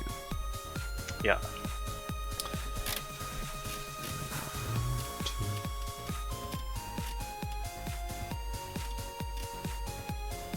Five more stages after this, but some of these stages I think are pretty short.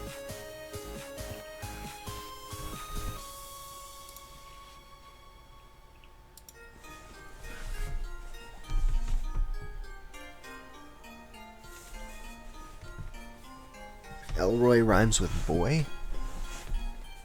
Well, I mean, the other names don't rhyme with anything in particular, except no, yeah, no, none of them do. I guess Rosie and Robot, sure. I don't know where Astro the dog comes from, though.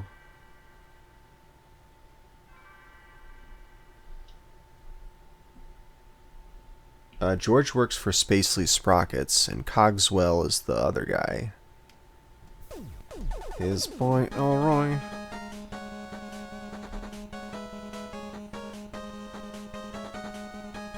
This platform is not coming back. Jane, his wife, daughter Judy.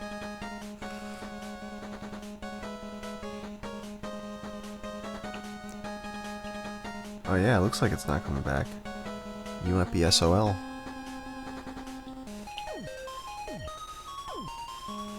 Elroy's not a name. It's a last name.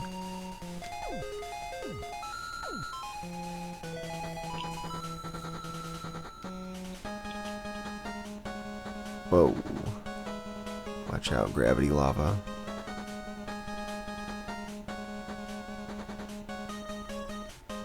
Oh, that was a good one.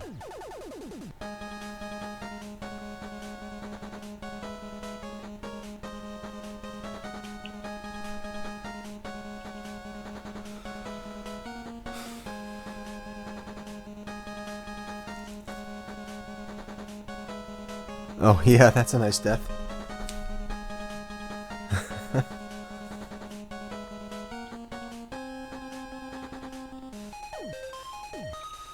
wonder if there are unlimited continues.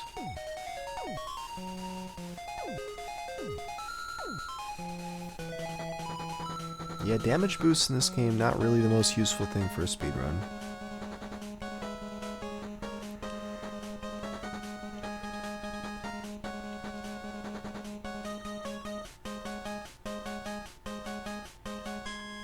Unlimited continues.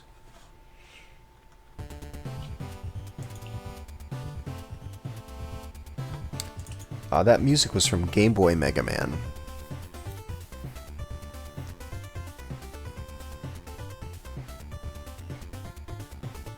I did it again. Mega Man 4 Game Boy. It put me like further ahead.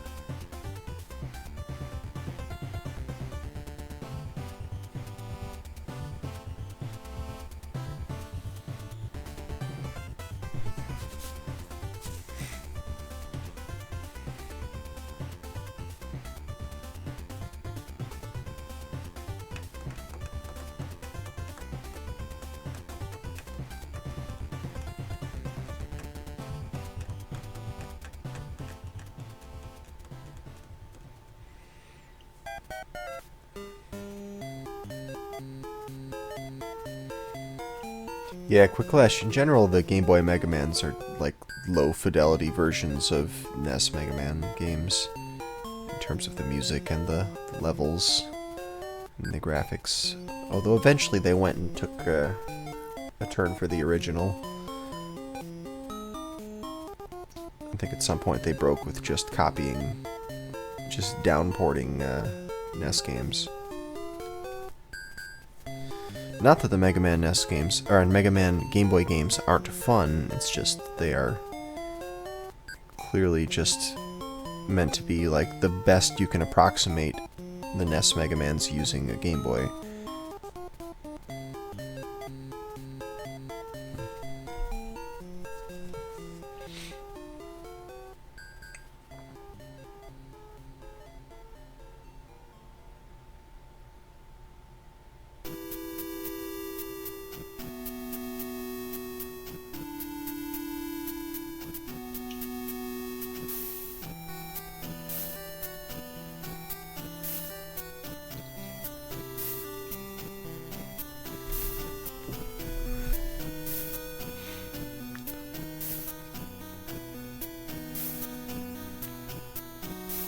Making some progress now.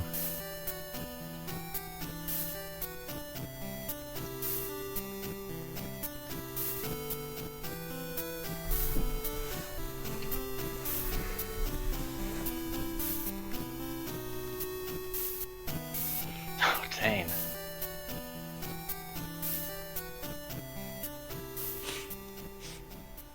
The DOS Jetsons game. Well, you've piqued my interest now. I gotta see what that looks like.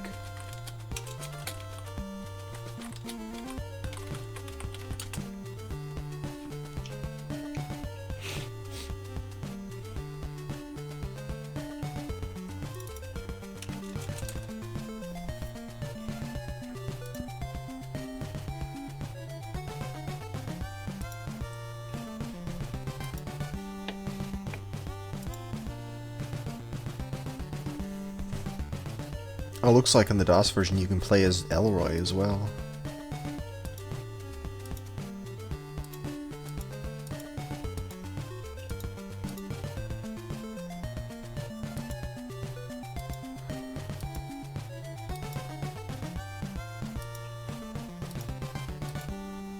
What, this looks terrible.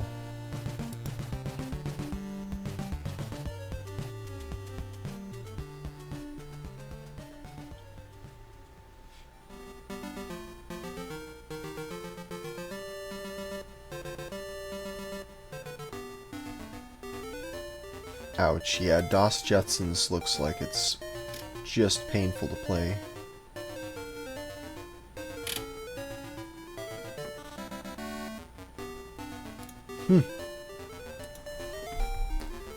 DOS Chippendale Rescue Rangers? Okay, once again I gotta look this up.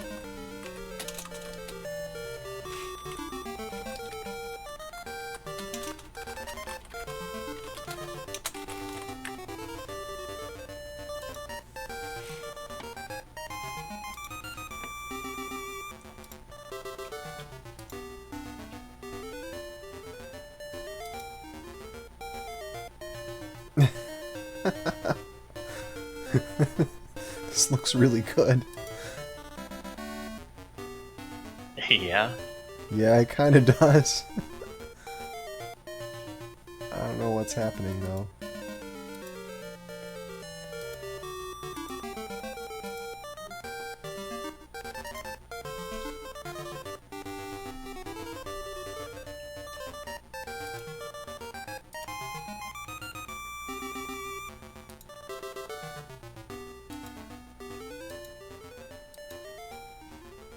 Wow, it's some pretty strange level design.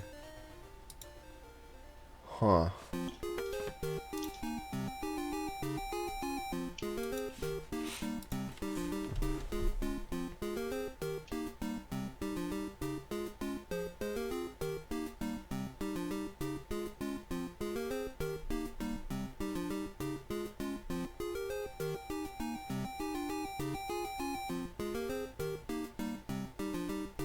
Run DOS games. I don't know. I might consider Duke Nukem, not the 3D one, but the basically the Commander Keen with Duke Nukem theme.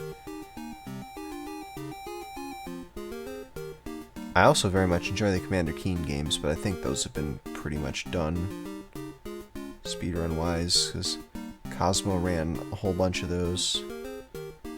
But I don't think I've seen someone run Duke Nukem as far as old DOS games go. Another one that I would do would be Blackthorn. That might have had some console ports, but I played that on DOS. DOS Prince of Persia is pretty much superior to NES Prince of Persia, which I have run, so maybe I would enjoy the upgrade playing DOS Prince of Persia. Lode Runner is another game I've been pretty fascinated with in the past, but I probably wouldn't do the DOS version of that. Star Control 2, I have not played that.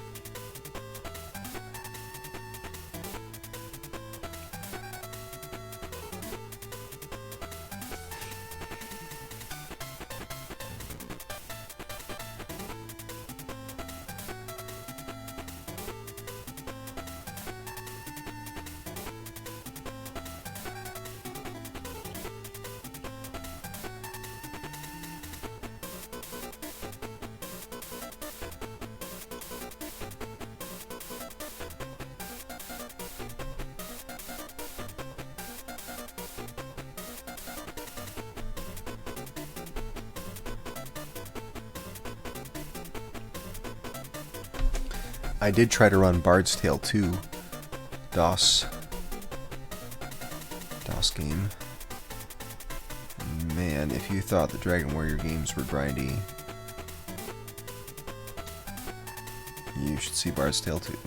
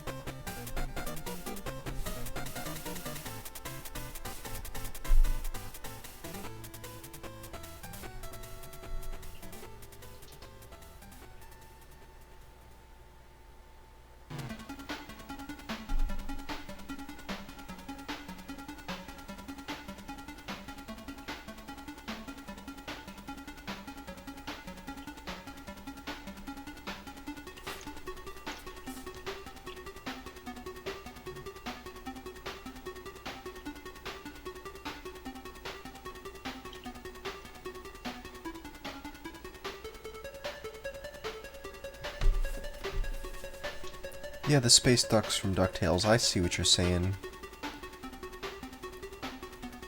A little bit. Except they don't land, but yeah. Let's see if you can do the moon skip. What is this robot? How do I visit the cosmic world?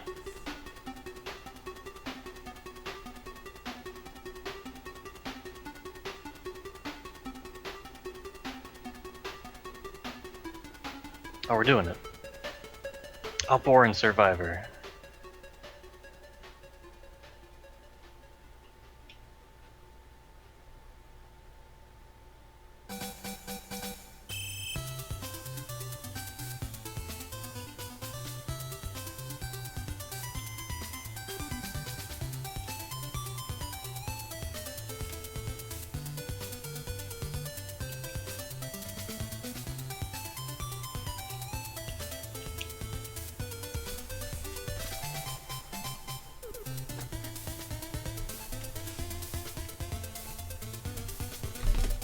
At least it replenishes the boxes. At least.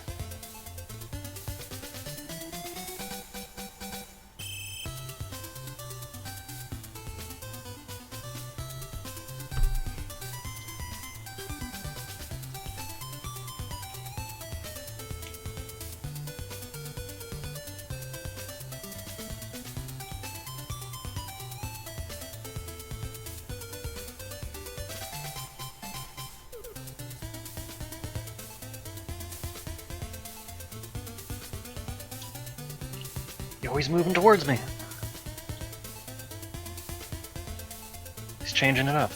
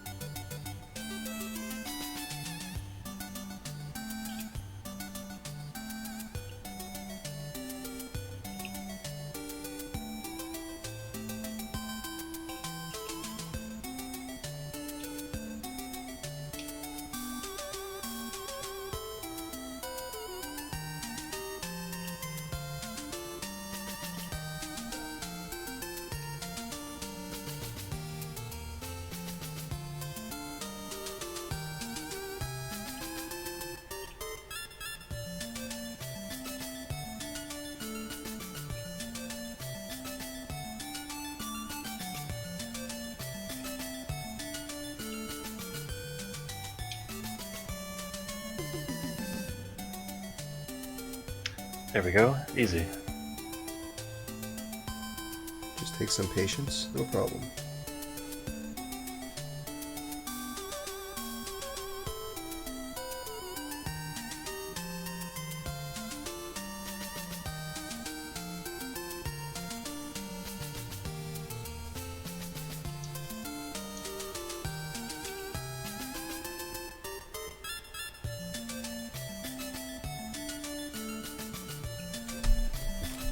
What?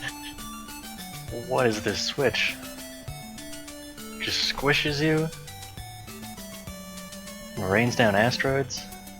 Oh, I guess it's like a gravity thing.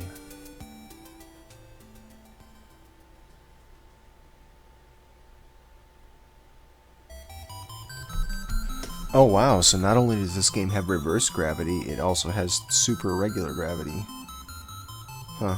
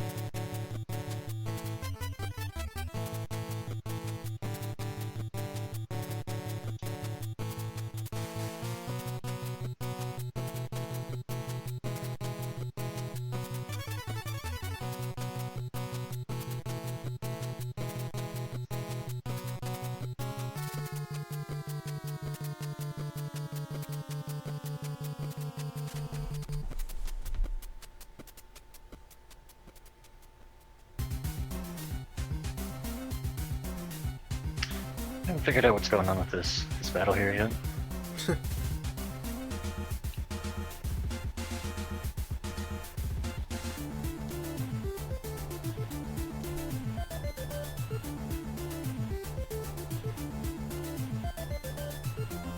Oh, that star kills you. I was thinking you needed the star to pick up, to throw back at him or something. Mm-hmm. You've got some sub-weapons, at least.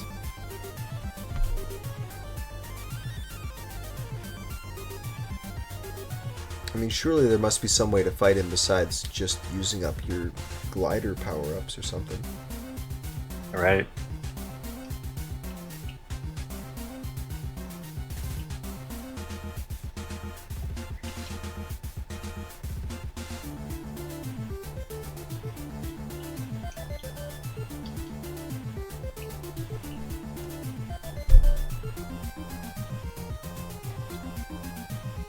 What it is, I don't know though. Maybe you have to hop on somebody's head, either the lower or the upper person, I don't know.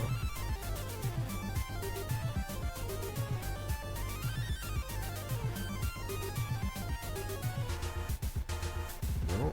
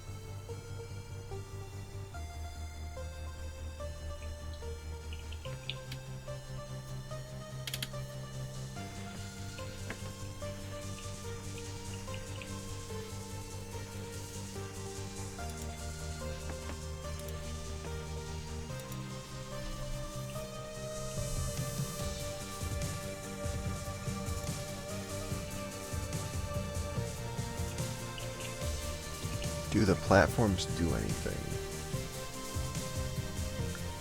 That is a good question. We'll know when he gets back there.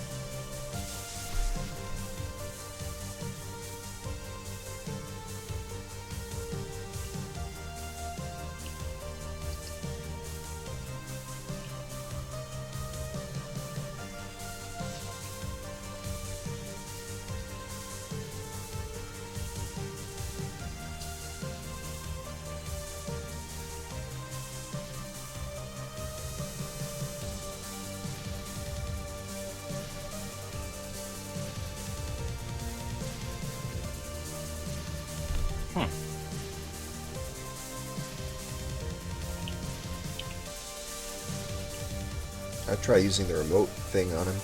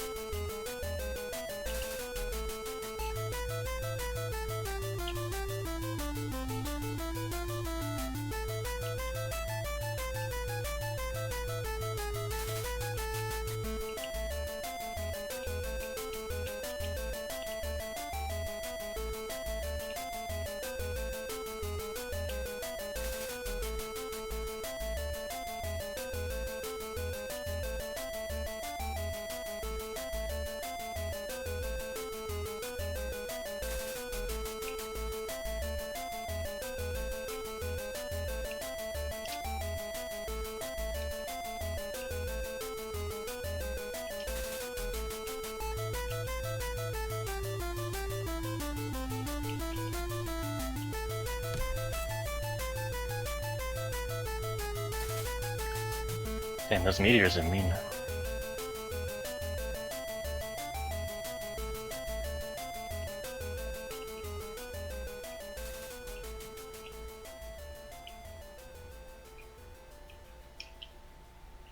Oh, dang.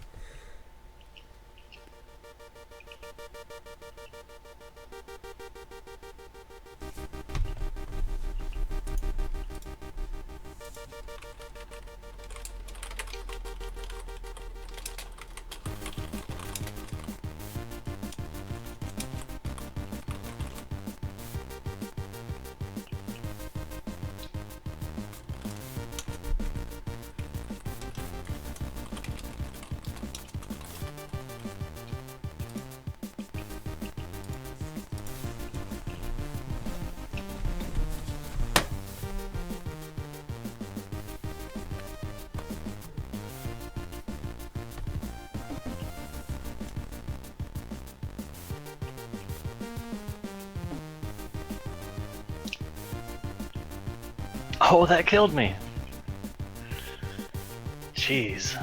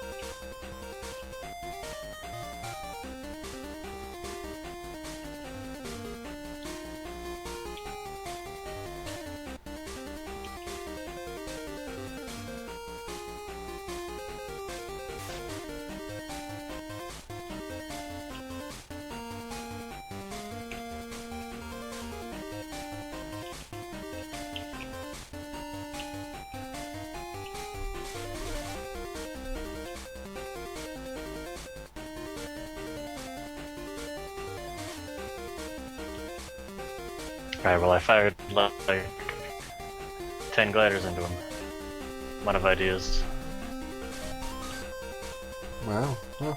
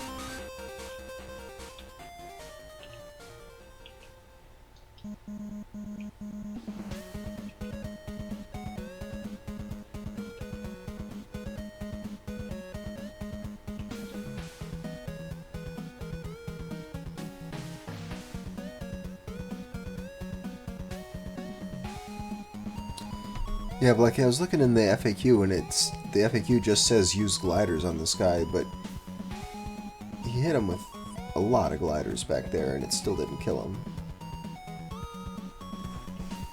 Yeah, it seems really silly to just have to farm a bunch of pills for gliders.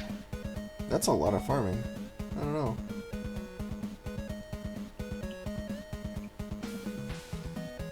Can you hold B as the star hits you? Hold B. What is this, gimmick? It might be. Hold B for special stuff.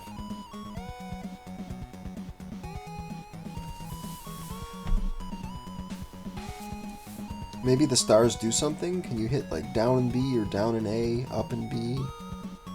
Something?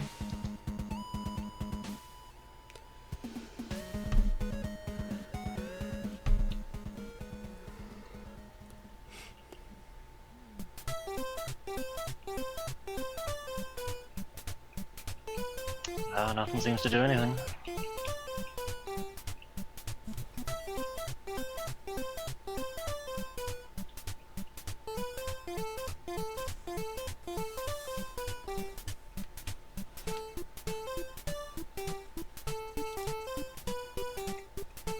Knock back the star or comets.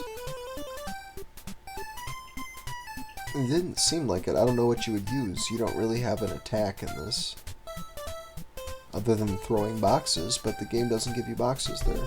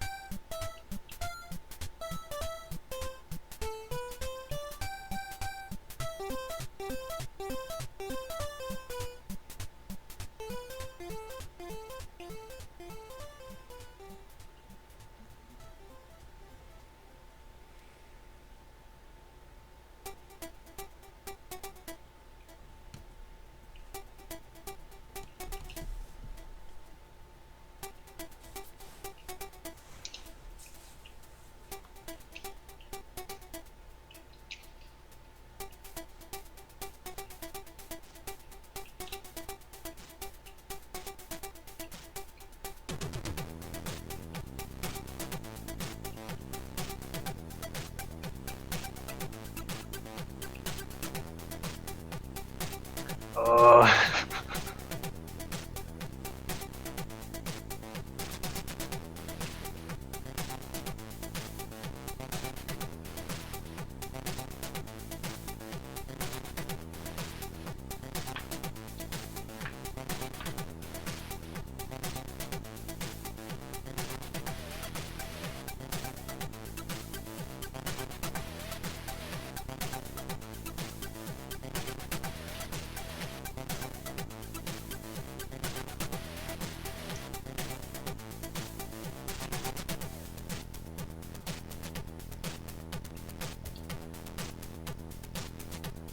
And well, farming a bunch of pills is the answer, then I think it's sandwich time.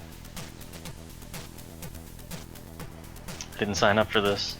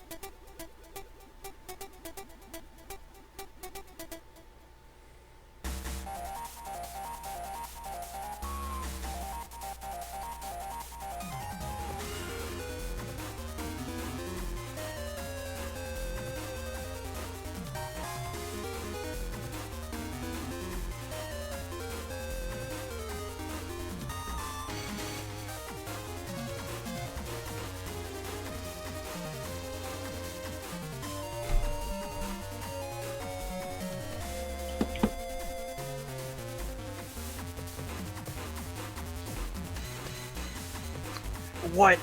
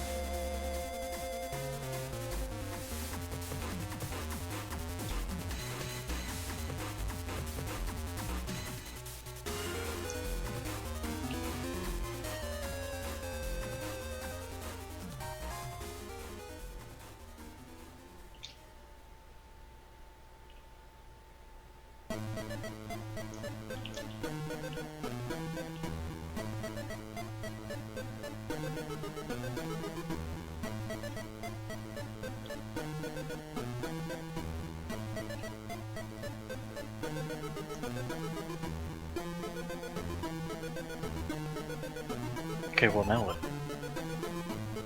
This guy got stars too?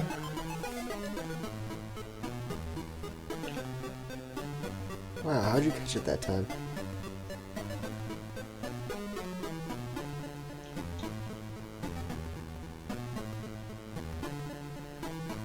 Yeah, everything on the internet just spams it with robots.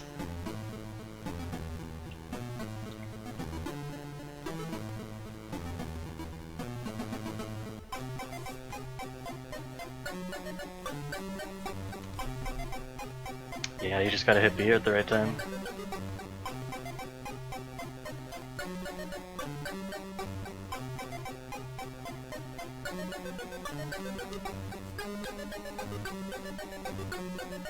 There we go. That's one. One more boss down. Yo, suddenly it's like Silver Surfer. I'm down with this.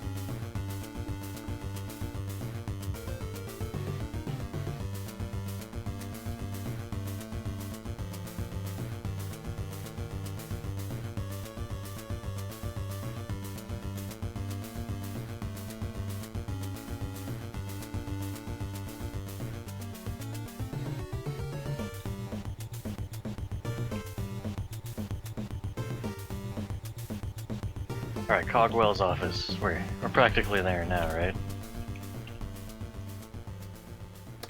I don't know. I don't know.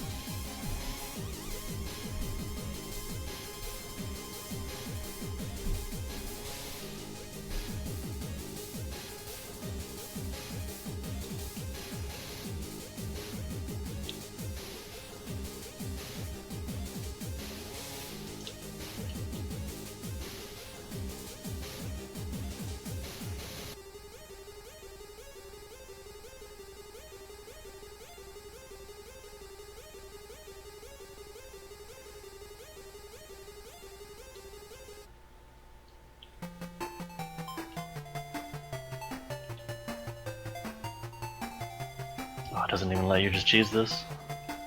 Gotta hit that button.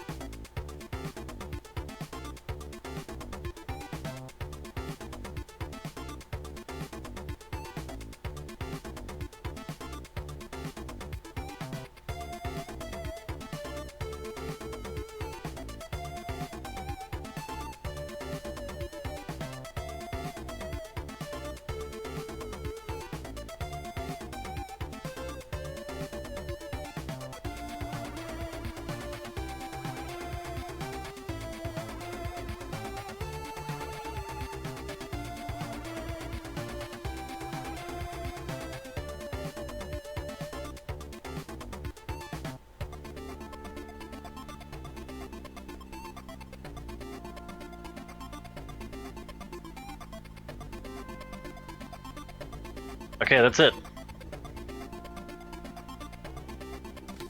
The ending.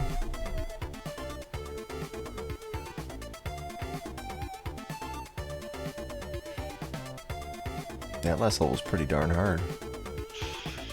Yeah, that was something.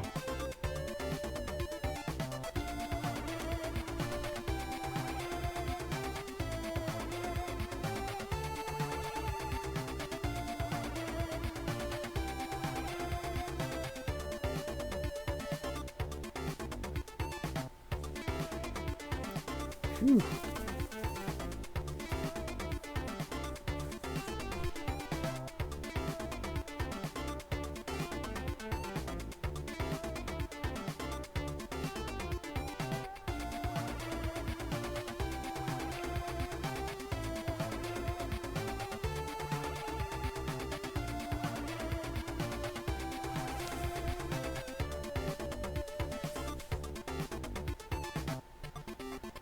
George is back in his easy chair.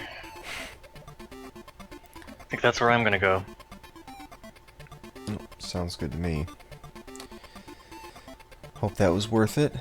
Got to see the end of this. Half asleep as usual. Jetson.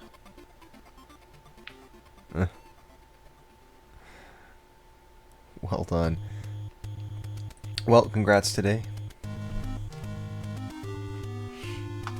Yeah, thanks for having me. Yep. Well, that's it, guys. I'm gonna sign out here.